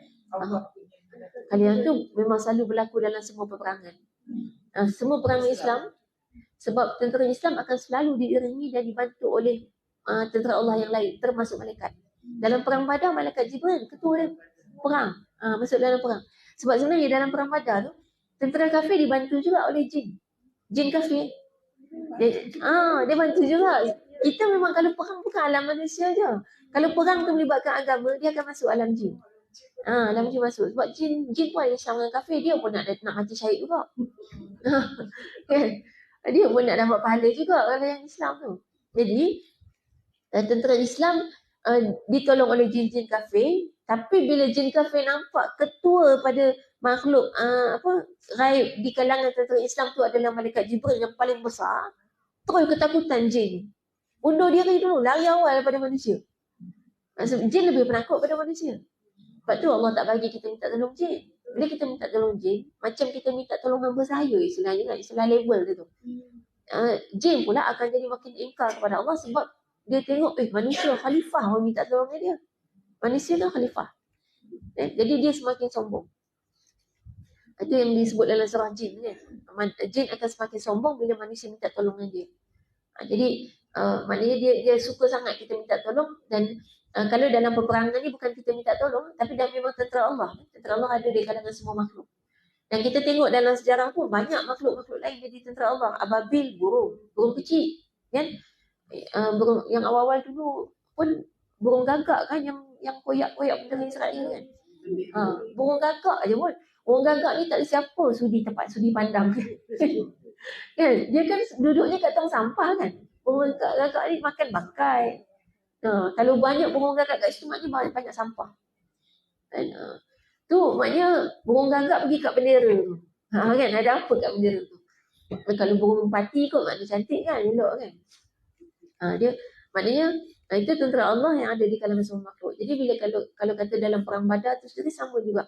Tentera kafir tengok tentera Islam tu macam banyak sangat. Padahal dia sikit. Kan 313 lawan 1000 kan. Tapi dia nampak banyak. Itu di kalangan malaikat dan juga jin. Jadi tak mustahil sebab tentera Al-Qassam tu termasuk kaedah untuk masuk dalam barisan tentera dia. Kaedahnya dia ikut cara Islam. Cara Islam dia ada garis panduan nak jadi tentera Allah, nak masuk pasukan tentera, syarat paling utama tu adalah hubungan dengan Allah. Syarat fizikal nombor 2. Fizikal kuat, sihat tubuh badan tu nombor 2. Nombor 1 hubungan dengan Allah. Kalau solat 5 waktu pun tak lepas, tak boleh. Dia tak layak pun masuk tentera Islam. Sebab tu hari ni kalau kita kata kalau nak jadi tentera Allah, walaupun kita tak jadi tentera Al-Qassam, tapi cuba tengok layak tak kita. Jadi kalangan semua tentera-tentera Islam, kalau nak tengok tentera terbaik lah. Di antara tentera, siapa yang terbaik? Kita tengok pada tentera-tentera Islam yang ada dalam sejarah. Yang pertama, Muhammad Al-Fatih. yang buka kota Konstantinopel. Itu ketika memilih tentera terbaik di kalangan tenteranya, dia tengok solat berjemaah 5 waktu di masjid. Takbir yang pertama. Tak pernah miss. Kan orang lelaki kan, orang lelaki ni sebenarnya hukum solat 5 waktu di masjid tu berjemaah sama ada wajib atau sunat muakkad. Dia bukan sunat biasa-biasa. Yang hari ni majoriti abai. Yang paling susah subuh. Kalau tentera Al-Qassam dia pilih untuk berada di barisan yang paling hadapan. Di antara tentera dia yang dah terbaik tu, untuk duduk barisan paling hadapan, dia pilih yang hafal Quran 30 juzuk. Antara semua-semua yang dah jaga solat semua, tinggal yang beza yang hafal Quran, maka dia pilih yang hafal Quran yang paling depan. Baik, untuk masuk tentera Al-Qassam pula, syarat yang paling utama adalah solat subuh berjemaah, minimum solat subuh. Cuma kira solat subuh sekali-sekali datang tengok orang lelaki berapa orang solat subuh sini. Berjemaah. Kat mana-mana masjid pun. Kadang imam dengan Bilal. Tiap-tiap hari. Tiap hari. Laki. Alhamdulillah. Tapi tengok umur pula. Dia kena orang muda. Dia kalau umur yang tu lulus nak masuk tentera, masalah pula. Kan? Ada.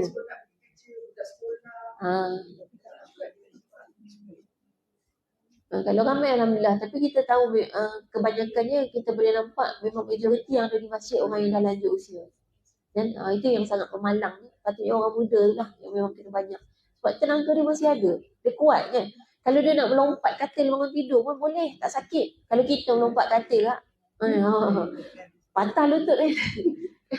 Jadi maknanya itu dia punya ukuran. Baik, itu yang pertama, Muhammad Al-Fatih daripada solat Jumaah 5 waktu, sebab itu kan dia punya ikut level pasukan tentera dia. Dan dalam banyak puluh-puluh ribu tu, maknanya yang terbaiknya yang betul-betul boleh jaga solat 5 waktu berjemaah di masjid. Baik, kalau tentera Salahuddin Al-Ayyubi, itu yang pernah berjaya, yang dalam perang salib. Ini Salahuddin Al-Ayyubi, ketua pasukan tentera Islam. Itu waktu nak pilih ketua-ketua pasukan tentera dia, istilahnya kita kata apa, ketua-ketua sayap-sayap pasukan kan. Itu kaedahnya dia akan jalan-jalan malam-malam hari, tengah malam, tengok di kemah-kemah tentera siapa yang bangun solat tahajud. Jadi ukurannya siapa yang solat tahajud.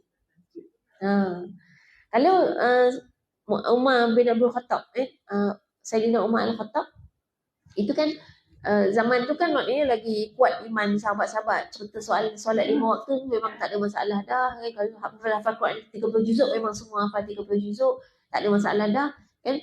Jadi sekarang yang dia letakkan ialah tinggalkan maksiat. Maksiat yang sekecil-kecilnya pun lah. Jadi struggle untuk tinggalkan betul-betul sekecil-kecil dosa.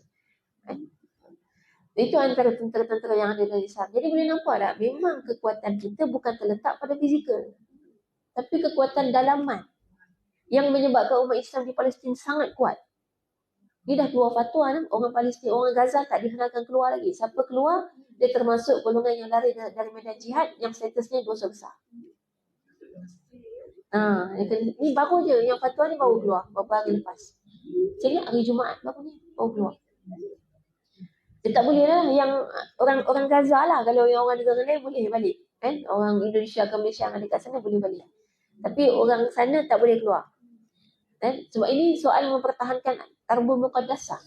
Dia bukan cerita tanah Melayu kan. Tanah mana tak. Ini cerita bumi umat Islam. Itu tanah wakaf. Masjid tu tanah wakaf umat Islam. Kalau dia sampai jatuh ke tangan orang bukan Islam, wajib untuk orang Islam ambil semula. Siapa yang masih buat tak kisah, kita berdosa. Sebab itu tanah wakaf. Macam kita lah kata surau ni tanah wakaf. Tiba-tiba ada orang ambil, boleh kita diam? Tak boleh. Kita kena sama-sama sepakat dapatkan balik. Sebab ini wakaf. Kalaupun ada orang kata nak beli tanah surau ni, nak buat apa? Nak buat rumah. Belilah harga macam mana pun, dia tak boleh dijual sebab dia wakaf. Itu status tanah wakaf. Sampai ke akhirat, dia tetap wakaf. Jadi wakaf ni juga satu sistem ekonomi yang ada dalam Islam yang cukup digeruni dan ditakuti oleh musuh. Sebab itu kekuatan ekonomi Islam.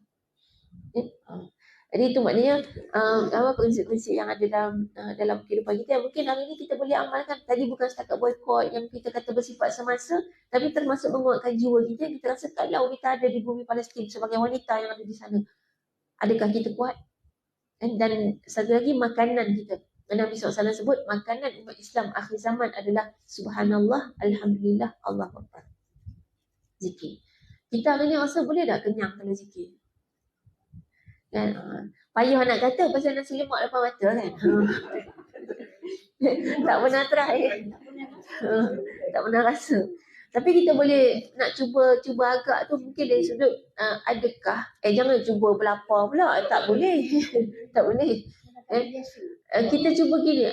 Kita dalam keadaan biasa, boleh tak dengan hanya berzikir itu kita boleh lupa benda lain? Kita ingat fokus kepada zikir sampai kita boleh lupa masalah hidup. Dan kita boleh lupa tentang benda-benda yang membebankan dalam fikiran kita bila kita fokus pada zikir. Itu sekali lagi hipnotis sebenarnya kan. Hipnotis, tapi satu lagi bila zikir subhanallah, alhamdulillah, Allah Akbar, ni datang kekuatan daripada Allah. Dan di situlah keimanan paling tinggi, ainul yakin, bahawasanya Allah yang bagi kita kenyang bukan nasi lemak. Hari ni sebab selagi ada makanan, kita rasa makanan buat kita kenyang. Kan? Tapi sebenarnya Allah. Kan susah nak beza syirik ke tu. Kalau bersandar pada makanan, syirik. Tak perasan, dia kecil. Betul? Jadi kuatkan jiwa kita. Kuatkan jiwa kita dan paling kurang, ni ada satu amalan yang mungkin kita boleh hadiahkan untuk umat Islam di Palestin. Boleh buat dalam bentuk kumpulan, doa, zikir. Pendek je zikir dia. Hasbunallahu wa ni'mal wakil. Yang tu. Tapi buat dalam bentuk berkumpulan, contohnya ramai-ramai ni boleh kumpulkan, ada seorang organize kan, ada 30,000 minimum. Kita kumpulkan, bahagi seorang sikit.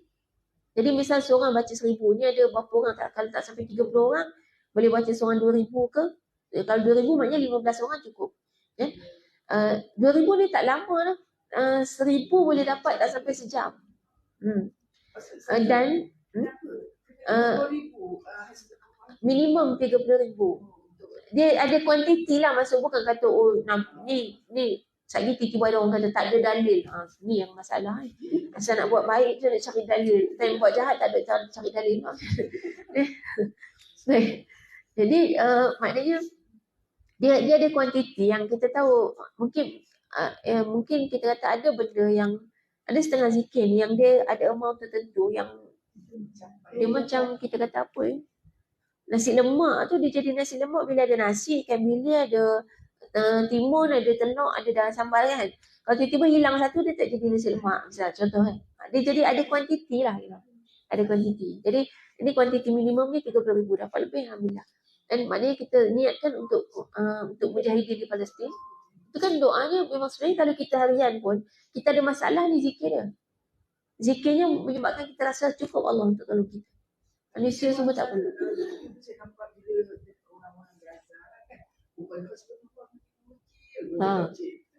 So kita pun baca pada dia orang lah, bagi hadiah kat dia. Buat seorang dia nak buat senang gini masa bawa kereta, sambil bawa kereta dan sambil jalan kaki, dia tak daripada duduk diam, tak tahu nak cakap apa tu, mungkin sebelum duduk berzikir kan. Berzikir yang lain, kali ni kita habiskan dengan hasbunallah wa ni'mal wakil. Bagi seorang berapa. Kalau nak bagi dengan keluarga-keluarga masing-masing lagi banyak, seorang 500 pun dah okey dah. Buat dalam bentuk kumpulan, buat ramai-ramai. Jadi itu satu bentuk kesatuan umat Islam juga. Baik, kita tak masuk tajuk ni. Pukul 10 dah. Sebab ini isu semasa yang saya ingat memang sangat semasa dan kita perlu bertindak sekarang, tak boleh ditangguh. Itu tindakan-tindakan sebab Malaysia pun dah ada warning-warning juga kan, dan tak mustahil perang tu akan sampai ke Malaysia. Dan bila Allah bagi tahu kekuatan, sediakan kekuatan dan kekuatan ni caranya itu, kalau kita kata tak tahulah apa faedah dia, apa kod mana tu, kita kena yakin je lah. Sekarang pencipta kita bagi tahu itulah cara menggerunkan musuh. Dia boleh jadi nanti kan, sebab sebenarnya kalau setelah saya buat yang aktiviti mana selama beberapa tahun ni, saya rasakan ada benda yang berubah pada diri kita gitu. Antaranya tu keseimbangan, fokus kita, keyakinan diri, pemikiran kita, cara kita berfikir positif, sikap kita, lisan kita, semua terjaga dalam sukan. Kita sebut sukan tapi sebenarnya dalam Islam tak sebut dia sukan. Kalau Nabi sebut macam satu permainan, tapi permainan ni bukan main-main yang kita anggap main tu. Permainan ni maknanya macam kita, biasa permainan ni melibatkan kita bergerak, mengeluarkan tenaga. Itu pergerakan yang Nabi sebut memanah, ini termasuk permainan yang tidak sia-sia. Nabi kata memanah, berkuda, ada 3, manah, berkuda, dan ada satu lagi. Dia bukan main, bukan yang berenang ni. Bermain dengan isteri. Suami isteri kalau gurau senda main-main sama-sama, dia dikira dapat pahala kan. Jadi dia macam suka-suka tapi dapat pahala. Yang pahala besar sebenarnya bukan takat berkuda lah. Sebenarnya yang lebih besar pahala dia melatih kuda. Melatih kuda ni susah tau. Silap latih kita yang kena sepak tu kan. Jadi dia kita kata benda yang sangat baik bukan sekadar pada fizikal, tapi juga pada kejiwaan kita, pada pemikiran, keimanan kita, keyakinan diri kita. Dan bila kepribadian umat Islam semua macam tu, sekaligus orang akan gerun lah. Musuh akan gerun. Islam tu macam tu. Itulah yang cuba dijauhkan oleh musuh Islam. Jadi dijauhkan memanah, berkuda dengan berenang ni menyebabkan akhirnya kita merasakan ni sangat jauh daripada kita. Memanah kita anggap sukan mahal, memang dimahalkan semua alat-alat dia. Sebab itu pakai panah moden memang mahal. Kalau yang tradisional murah je. Kan asalnya panah dia buat daripada kayu, buluh, murah je. Lebih kurang lah lastik. Cuma ada beza sikit. Kemudian berenang dia buat macam, berenang ni hanya orang yang mahu pakai spender je boleh. Mudah masa. Kena pakai perempuan elok-elok ni tak boleh masuk swimming pool. Tak boleh. Kita kena pakai baju dia. Kan? Muslimah pun bukan semua muslimah. Dia nama muslimah asal ada tudung. Kena pilih-pilih. Ada je yang betul-betul muslimah. Cuma kena pilih-pilih. Ada yang dia nama muslimah tapi made in China. Orang Cina mana ngerti. Dia tahunya muslimah ni mana pakai tudung. Kan? Padahal semua melekat seluar pun. Kan? Skirt dia tak kat peha je. Seluar tu dia. Nampak ketul-ketul. Ketul-ketul. Jadi tak boleh. Jadi maknanya kena muslimah yang sebenarnya kalau orang Islam sendiri yang buat, dia faham lah. Orang Islam yang beriman, yang jaga aurat, dia faham lah yang nama muslimah tu tetap kena longgar tapi tak terdedah bila dalam air. Kan dalam air bila longgar terbuka. Itu cuma dia cara dia. Kemudian berkuda, kuda pun dianggap sukan elit kan. Sampai kita jauh daripada semua ni. Padahal sebenarnya kuda ni kos jaga dia sama macam kos jaga kereta. Kuda dalam Quran ada 3 kali sebut dengan istilah al-khail. Dan yang pertama dalam ayat yang tadi saya baca tentang disuruh menyediakan kekuatan dengan manah dan berkuda. Kemudian yang keduanya disebutkan al-khail dan wal-himar wal-baghal. Al-khail wal-baghal wal-himar. 3 ni adalah kenderaan kamu. Jadi dia kenderaan. Dibuang semua ni daripada kita sebab nak dimasukkan kereta. Penjajawan. Ini satu lagi. Kan dah terjebak kan. Sekarang kuda pun tak boleh duduk atas jalan. Kadang duduk atas jalan tu tengok best ni lah kalau balik Perlis naik kuda. Tapi dia berkata nak duduk mana? Tak boleh. Tak boleh. Sampai tak dibenarkan kenderaan yang sebenar yang Allah cipta. Allah sebut dia kenderaan. Bukan sebut dia sukan. Hari ni kita anggap dia sukan, lasak pula tu. Maknanya betapa lemahnya kita sampai kereta pun kita dah tak boleh naik. Kereta lah umpamanya. Sebab kita rasa penat sangat naik kereta tu. Kita boleh bayangkan kalau ada manusia zaman masa depan yang tiba-tiba naik kereta yang kita naik sekarang, dia kata, oh kereta ni adalah sukan lasak. Kita dah boleh gambarkan betapa lemahnya mereka sampai goyang-goyang dalam kereta pun dah rasa penat sangat. Kan? Macam itulah perbandingan kita dengan orang dulu. Dan yang sebenarnya memang ada banyak dia punya yang penjajah bawa pada kita, termasuk dalam sistem yang masuk dalam badan kita sampai badan kita jadi lemah. Yang sebenarnya kita heran Nabi macam mana boleh perang kali pertama umur 50 lebih. Perang kali pertama pula tu umur 50 lebih.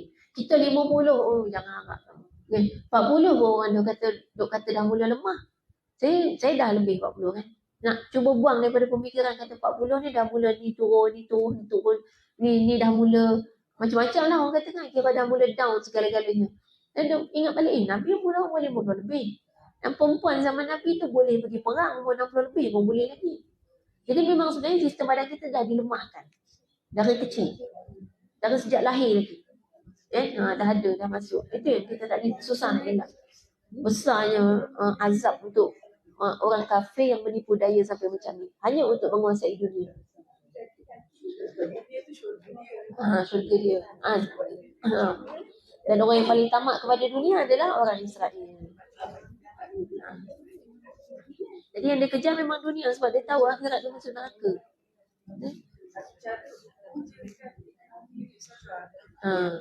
Dia termasuk boycott lah, lumpuhkan ekonomi. Duit ni pun sebenarnya kena tipu juga kita. Kertas, sejarah duit kertas ni. Panjang kalau kita cerita. Sejarah kita kan emas sebenarnya kan, dinar, perak kan. Dinar, emas, dirham, perak. Itu mata wang yang tak boleh ditipu oleh siapa pun, tak ada siapa boleh monopoli. Tapi kalau kertas, siapa ada mesin dia, dialah kaya. Dulu kat Malaysia dah pernah ada kempen dinar emas. Ada kedai-kedai yang terima dinar emas. Tapi tak tahan lama sebab tak ramai orang guna, tak boleh nak bertahan. Saya masih simpan dinar emas. Ada dalam dompet, tapi masuk kelas ni saya tak buat dompet. Saya tinggal dompet dalam kereta. Nak tunjuk ada boleh. Dinar emas. Tak, actually kat Malaysia dah buat, itu Kelantan buat. Dinar Kelantan. Kelantan buat. Sebab tu kalau pakai dinar, kita tahu harga kambing zaman Nabi 1 dinar. Dan harga kambing zaman kita pun 1 dinar kalau pakai emas. Jadi tak ada pun kata duit naik apa tak ada.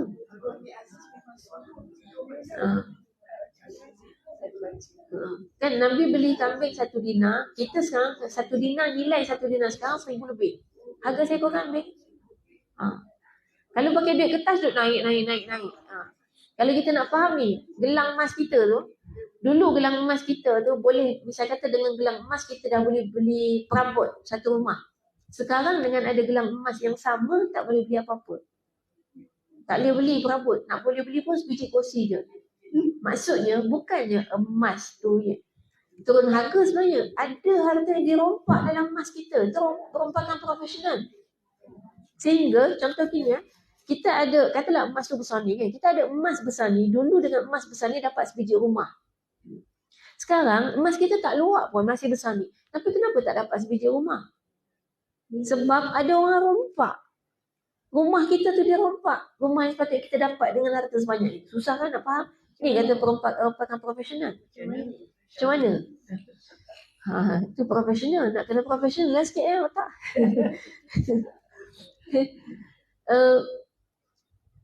Kita kalau kita nak banding mungkin dengan duit lah, katalah emas besar ni, katalah kita kata harga dia 100,000. Dulu katalah 20 tahun dulu 100,000. Okey, masa tu boleh beli rumah sebiji 100,000. Sekarang emas ni kalau emas ni kita kan dah tak pakai emas ni, kita pakai duit kan. Sekarang kita ada 100,000. Tapi 100,000 tak dapat beli rumah. Maksudnya pergi mana tu harga emas kita yang ginilah kan. Kalau emas dia naik harga kan. Jadi kalau katalah kita pegang emas, maka kita dulu kita dapat dengan ini emas ini, dulu kita dapat beli rumah, sekarang pun masih dapat beli rumah. Kalau yang kita pegang emas. Tapi sekarang yang kita pegang kertas. Baik, dulu dengan kertas yang senilai emas ini, kertas tu nilai dia 100,000 misalnya, 100,000 tu dapat beli rumah. Sekarang 100,000 sebab kita pegang kertas kan, kita tak ambil emas tu tadi, kita pegang 100,000. Sekarang 100,000 tak dapat beli rumah. Padahal harta kita tak luak pun kalau dia dalam bentuk emas. Dia luak sebab dia bentuk kertas. Boleh? Tak, sebenarnya ada orang rompak duit tu. Tu kata profesional semua, dia rompak gitu. Dia rompak. Macam mana? Lagi sekali. Baik. Kita ada gini, kita ada harta banyak ni. 20 tahun dulu kita ada harta banyak ni. Sekarang pun kita ada harta banyak ni. Ni kalau dia emas Cuma sekarang kita harta tu kita dah bentukkan dia kertas kan. Duit kertas. Jadi itu yang masalah dia pada duit kertas. Cuma kalau kita nak gambarkan harta kita banyak ni lah. Kata kita tak sebut dia emas ke kertas. Tapi harta kita banyak ni. Dulu kita ada harta banyak ni, kita dapat sebiji rumah. Sekarang kita ada harta dengan jumlah yang sama tapi tak dapat sebiji rumah. Maksudnya, kita dah dapat sebiji bilik. Dapat sebiji bilik. Katalah rumah tu ada 3 bilik. Maksudnya, lagi 2 bilik telah dirompak oleh orang lain. Bayangannya, kita ni sekarang duduk kat rumah, sebiji rumah. Kita ada sebiji rumah. 20 tahun kemudian, orang dah rompak 3 bilik tu. Tinggal 1 bilik je. Sebab nilai dia. Nilai kertas tu ada yang monopoli. Bergantung pada USD pula tu. Kan? Kenapa pula sandar ke dia? Dia pun bukan kertas juga ke dia? Kan? Kita sandar ke dia. Dia tak pernah naik turun. Kita je dia naik turun bandingkan dia. Dia kontrol kita. Jadi sebenarnya dia rompak lah tu harta kita. Maksudnya dengan harta segini yang sepatutnya kita dah boleh hidup cukup, dengan harta yang sama, kita sekarang dah tak dapat hidup cukup. Sebab ada orang ambil harta tu bukan secara fizikal harta, tapi secara nilai harta. Nilai dia tu diambil. Jadi dia rompakan besar-besaran. Satu dunia dia rompak. Tapi kita tak sedar. Kita duk kata barang naik harga. Bukan naik harga. Kita tak sedar. Ada orang duk rompak duit kita. Duit kita jadi makin lama makin tak mampu. Padahal harta kita tak berubah pun dari dulu banyak tu. Tapi makin lama pasal apa? Makin tak mampu. Jadi itu konsep dia. Sama dengan emas. Hari ni emas pula. Harga emas disandarkan kepada kertas tu. Jadi kita duk kata emas naik harga. Bukan emas yang naik harga. Emas tu emas lah. Banyak tu lah emas. Kan? Tapi sebab kita pegang dengan kertas tu yang berubah. Yang mengubah menyebabkan emas tu kadang bernilai, kadang tak bernilai. Cuba kalau kita sandar ke kertas, ke emas. Okay? Emas tu tak pernah berubah. 20 tahun dulu tu dia besar tu, besar ni. 20 tahun kemudian pun dia besar ni, dia tak berubah. Dan kalau duit kita emas, terkepak 2 pun laku lagi. Kan? Terpotong 2, setengah boleh. Setengah emas laku. Tapi kalau kertas terkoyak 2, habis nilai. Langsung tak bernilai. Tak ada siapa pun nak. Jangan kata koyak 2, koyak sikit pun orang tak mau dah. Kan? Kalau renyuk ke apa, ada orang tak mau dah. Lubang sikit dia tak mau dah. Kalau emas lubang ke, terkoyak ke, terbelah ke, pecah ke apa, semua ada nilai lagi. Boleh lebur. Lebur buat semula. Dari segi penyimpanan dia, memang penyimpanan jangka panjang emas. Kita pun sebenarnya kalau macam konsep hutang, sepatutnya kita nilai bukan pakai ringgit, tapi pakai emas. Sebab kalau kita hutang orang sampai 10 tahun, 10 tahun ekonomi dah berubah. Dulu dengan duit sebanyak itu, misal kita hutang 1,000, dia mampu untuk beli sebiji motor. Sekarang kita bayar balik 1,000 juga, dia tak mampu beli motor dah. Maknanya kita tu dah rompak motor dia separuh.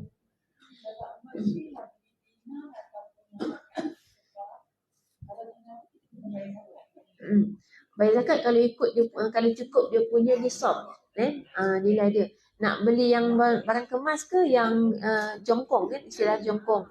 Baik, orang nasihatkan jongkong, tapi kalau saya secara peribadi ada juga yang cadangkan barang kemas. Kalau saya mudahnya gini, sebab tak bingung gitu. Barang kemas ni kita boleh pakai dan kita tukar-tukar. Boleh kita sentiasa pakai dan tukar. Dia dikira sebagai yang kita pakai.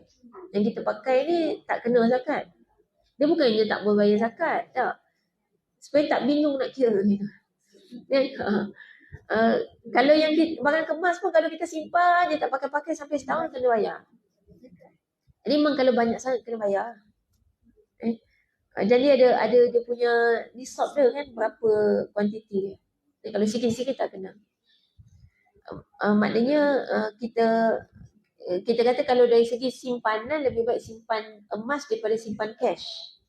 Sebab cash tu kita katalah simpan nak beli rumah. Masa duit cash tu dah cukup, kita target sekarang 400,000 contoh kan. Masa 400,000 tu cukup, rumah dah harga 600,000. Tapi kalau emas sama naik. Jadi kita simpan sekarang, nanti masa nak beli rumah dengan emas yang segitu, misal kata sekarang nak dapat senilai tu emas kena ada misalnya 100 gram. Emas tu juga pada tahun yang beberapa tahun kemudian naik harga, kita kata naik harga. Tapi dia senilai dengan rumah yang masih kita nak beli dulu. Masih sama. Emas dia tak ada orang boleh monopoli. Sebenarnya ada negara yang nak cuba buat duit emas ni balik. Tapi negara bukan Islam. Sebab dia orang dah mula sedar dan dia orang nak menentang Amerika. Sebab dia musuh Amerika juga. Tapi Allah Alam lah dah terlaksana ke bukan. Susah kita nak ubah benda dah ada ni. Tapi hari ni paling kurang sebuah kejayaan bagi Hamas.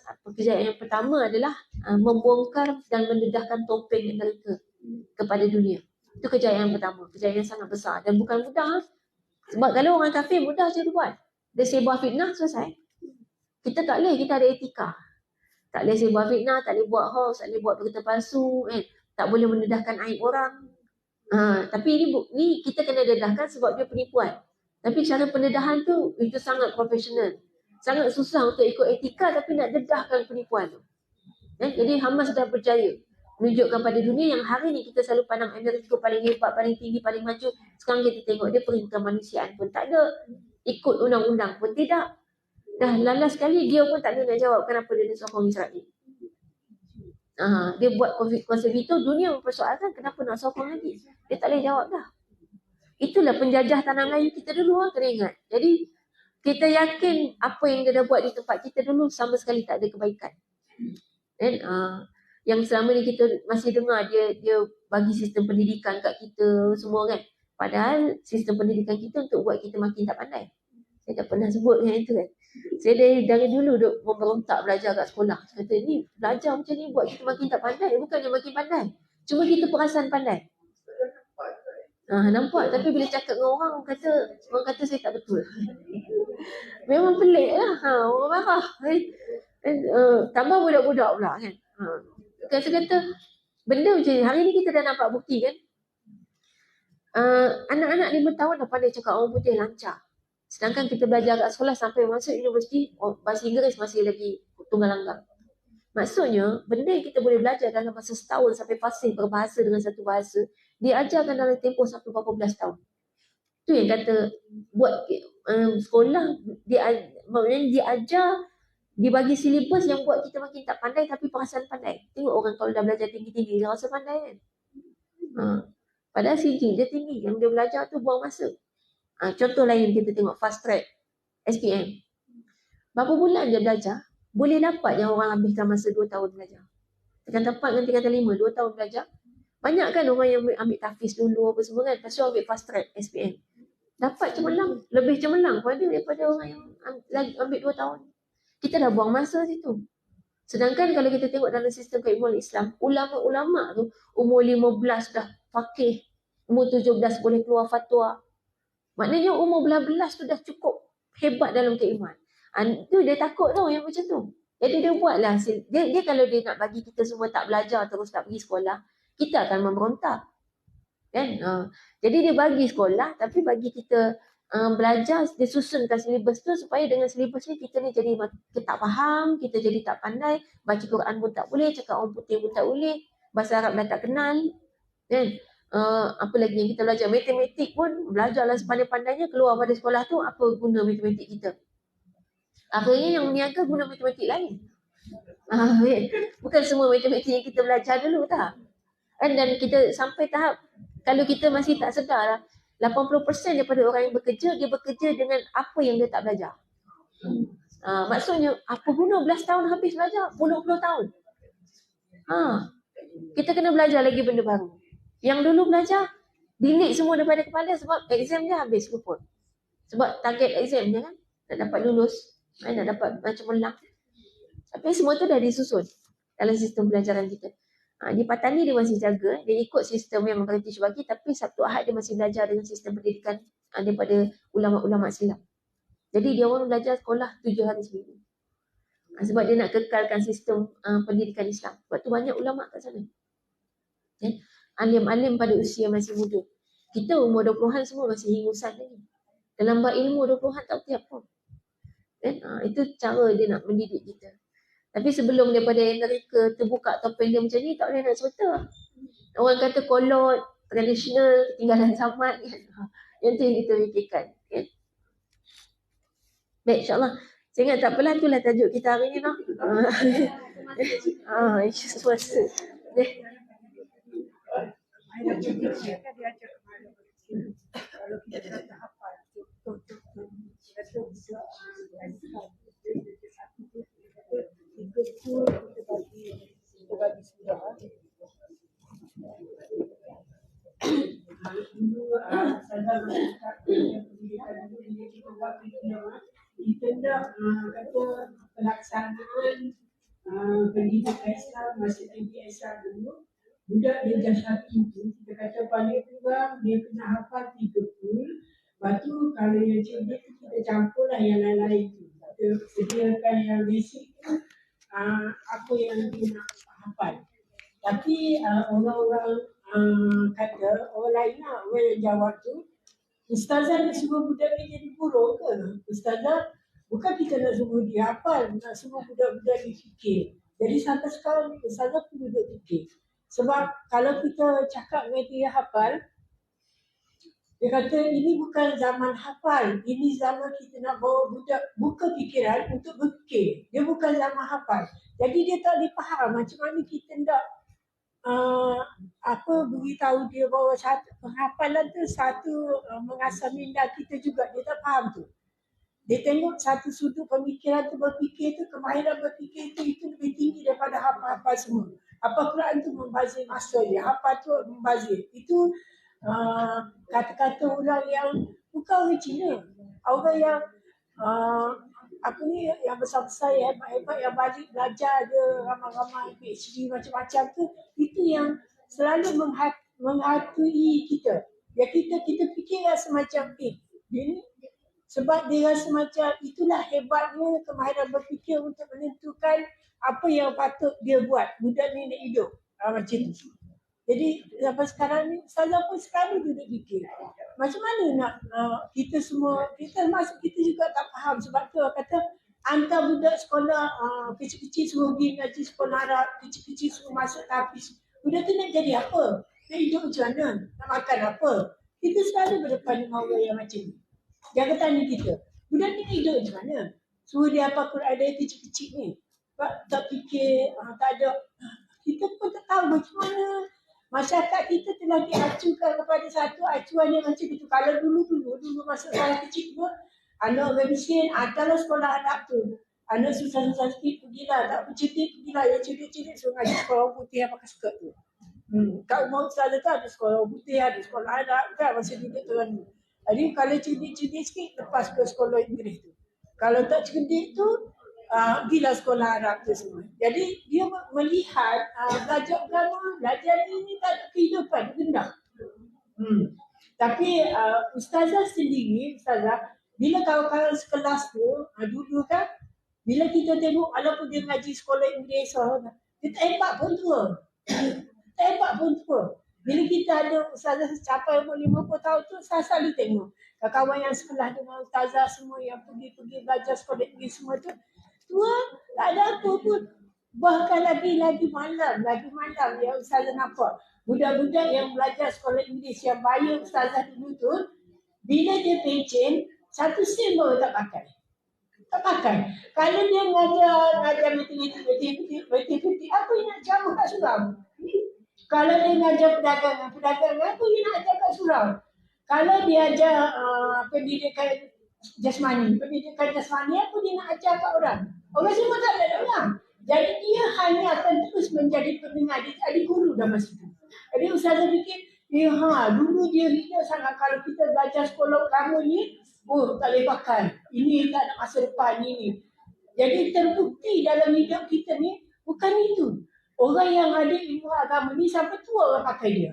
Sampai di hujung nyawa, di akhir hayat, dia juga menjadi pakar roja. Betul saya kata dulu kat cikgu-cikgu. Kalau orang kampung, kambing dia hilang, lembu dia hilang, dia akan cari ustaz. Lembu hilang cari macam mana? Bukan saja barang hilang, maknanya ustaz tu menjadi pakar roja yang besar. Bukan orang lain. Tapi ini yang kita nak suruh nak buka minda orang lain. Macam mana nak tengok pendidikan yang Islam bagi kat kita itu dah pendidikan Islam yang hebat untuk menjadikan manusia yang hebat. Tak boleh lari dari situ. Jadi lama itu geng Ustazah berapa PhD. Ada doktor dekat UPM geng Ustazah tinggal buat PhD. Tapi bila bersara ni, apa boleh buat dengan PhD dia? Dulu je lah konten-konten kali siap dia. Jadi orang pun tak wajah naik surah kerja ajar hak mengaji PhD 3 tu apa? Tak ada. Jadi kalau dia PhD agama ada 3 tu, ada kata kau buatlah pemikiran atau perbandingan agama ke apa ke, mesti laku dia tu. Mesti laku. Tapi oleh kerana ni keadaan dunia tidak menjuruskan ke situ, tak apa ni tidak berharga sangat sebenarnya ilmu-ilmu yang dia korek banyak-banyak tu. Jadi itu tak tahu, itu sekadar sikit pemikiran yang Ustazah sebagai pegawai pendidikan dulu kan selalu berfikir. Bila masa Ustazah buat kertas macam mana bahasa Arab nak ajar dari sekolah rendah. Darjah satu kan. Yang kertas dasar tu kita rompak. Kertas dasar. Kementerian Pendidikan dia untuk meluluskan satu subjek tu bukan mudah. Bukan mudah. Dia akan melalui sebelum parlimen tu bertapis-tapis. Tapi yang paling tinggi sekali itu orang yang besar Kementerian Pendidikan tu dituai oleh ketua pengarah dan pengarah negeri dan pengarah bahagian. Dekat situ kita kena berdebat banyak. Kalau tak pandai letak tu memang kita letak kertas tu memang sebab pemangkah dia ramai, pembakar tu ramai.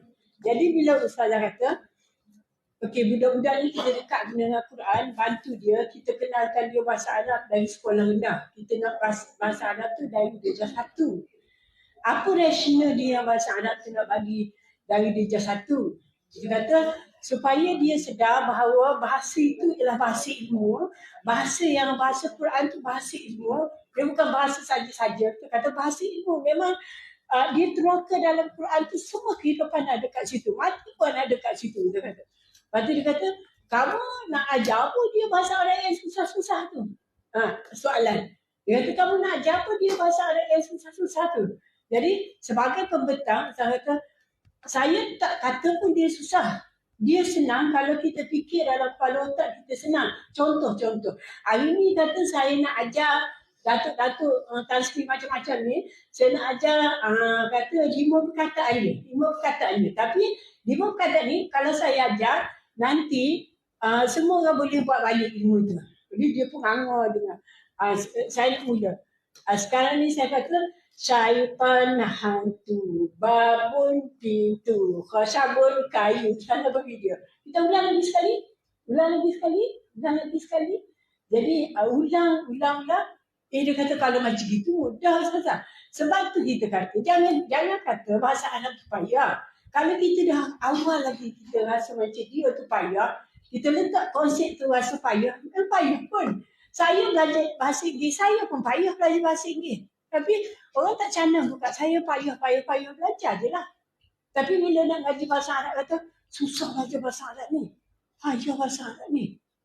Jadi dekat situ lah kita pun nak fikir bersama.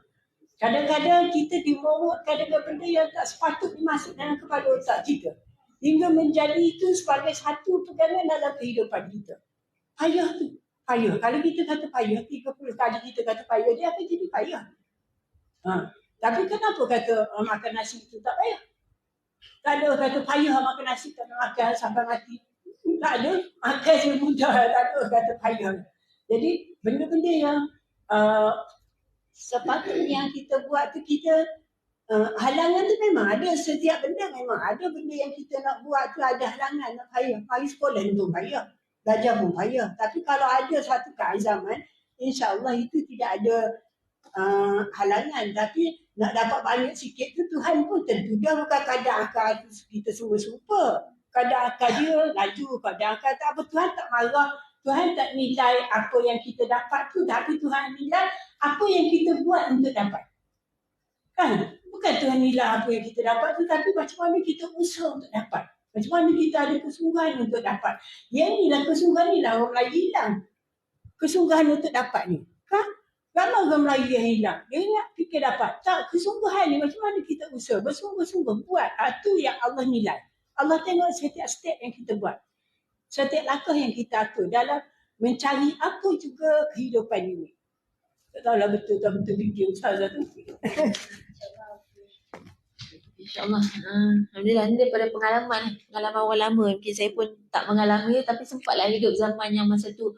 Masa saya belajar agama tu, orang kata belajar agama nak makan pasir tu. Tu sempat lagi lah hidup zaman tu. Jadi memang zaman tu siapa belajar agama memang kena ikhlas betul. Sebab orang tu kata belajar agama tak ada masa depan. Yang saya, apalagi saya tinggalkan bidang sains, berubah kepada bidang agama. Saya sains, 3 kali 5 SPM sains. Sains tulis. Sebab orang nak suruh saya jadi doktor. Tapi itulah hati tu rasa tak boleh. Hati rasa memberontak sangat gitu. Sampai ubah bidang dan maknanya masa tu lah orang kata masa depan ada apa. Cuma saya kata saya ada pencarian dalam hidup saya. Dan saya rasakan pencarian tu saya hanya akan temui bila berada dalam bidang agama. Dan Alhamdulillah maknanya akhirnya kita faham bahawa sebenarnya apa yang ada dalam Islam tu lah pelajaran ilmu segala-galanya. Semua ada. Dan maksudnya semua ilmu ada dalam Islam. Pencipta, semua pencipta barang-barang ni termasuk lampu-lampu yang kita kenal Thomas Edison namanya tu. Thomas Edison bukan pencipta dia yang sebenar. Dia merompak. Nama dia rompak ciptaan orang. Jadi nama sebenarnya buku tu dalam bahasa Arab, orang Islam mencipta. Kemudian Thomas Edison terjemah. Kemudian dia tampal nama dia, kata dia yang cipta. Jadi itu yang penjajah buat kan. Kita kata dia selak-selak langsir, selak meja kat Malaysia, tanah Melayu ni, dia ambil apa yang dia nak. Lepas tu letak nama dia. Kan? Jadi akhirnya kita recovery yang kita kata sebenarnya itu yang sebab bila saya sebut bahasa Arab tu bahasa ilmu, ya memang semua ilmu ada dalam bahasa Arab. Dan sebab itu kita dijauhkan daripada bahasa Arab. Berarti tak masuk nama dalam silibus kita tak ada bahasa Arab. Kan? Supaya kita jauh daripada ilmu yang sebenar. Dan supaya dia senang nak rompak-rompak ilmu daripada bahasa Arab tu, tukar ke bahasa dia, lepas tu ngaku dia punya. Termasuk ilmu perubatan pun asalnya Ibn Sina kan, dengan kitab Al-Qanun. Baik, insyaAllah kalau kita nak paling kurang kita sedarlah kan, hari ni bila topeng ni terbuka sikit-sikit, ingat balik yang penting kalau masih ada dalam pemikiran kita tentang membanggakan orang bukan Islam dan menghinakan orang Islam yang beramal dengan Islam ataupun yang kita katakan punya pemikiran agama ni kita anggap kolot dan sebagainya. Kan sempat tu kan zaman yang memang orang fikir bila sebut pasal agama dan di mana-mana kolot dia kata kan. Jadi padahal Islam tu ada di mana-mana. Dan Islam tu diperlukan dalam semua kehidupan dunia kita ni. Dekat TikTok ni ada yang kata umur 19-20 tu time tu deliver ilmu. Ini dekat TikTok ni. Orang komen. Yalah memang betul ulama Islam 19-20 dah jadi ulama dah. Imam Sultan Muhammad Al-Fatih umur 21 dapat kota Konstantinopel. Budak kita 19-20 tak tahu mana.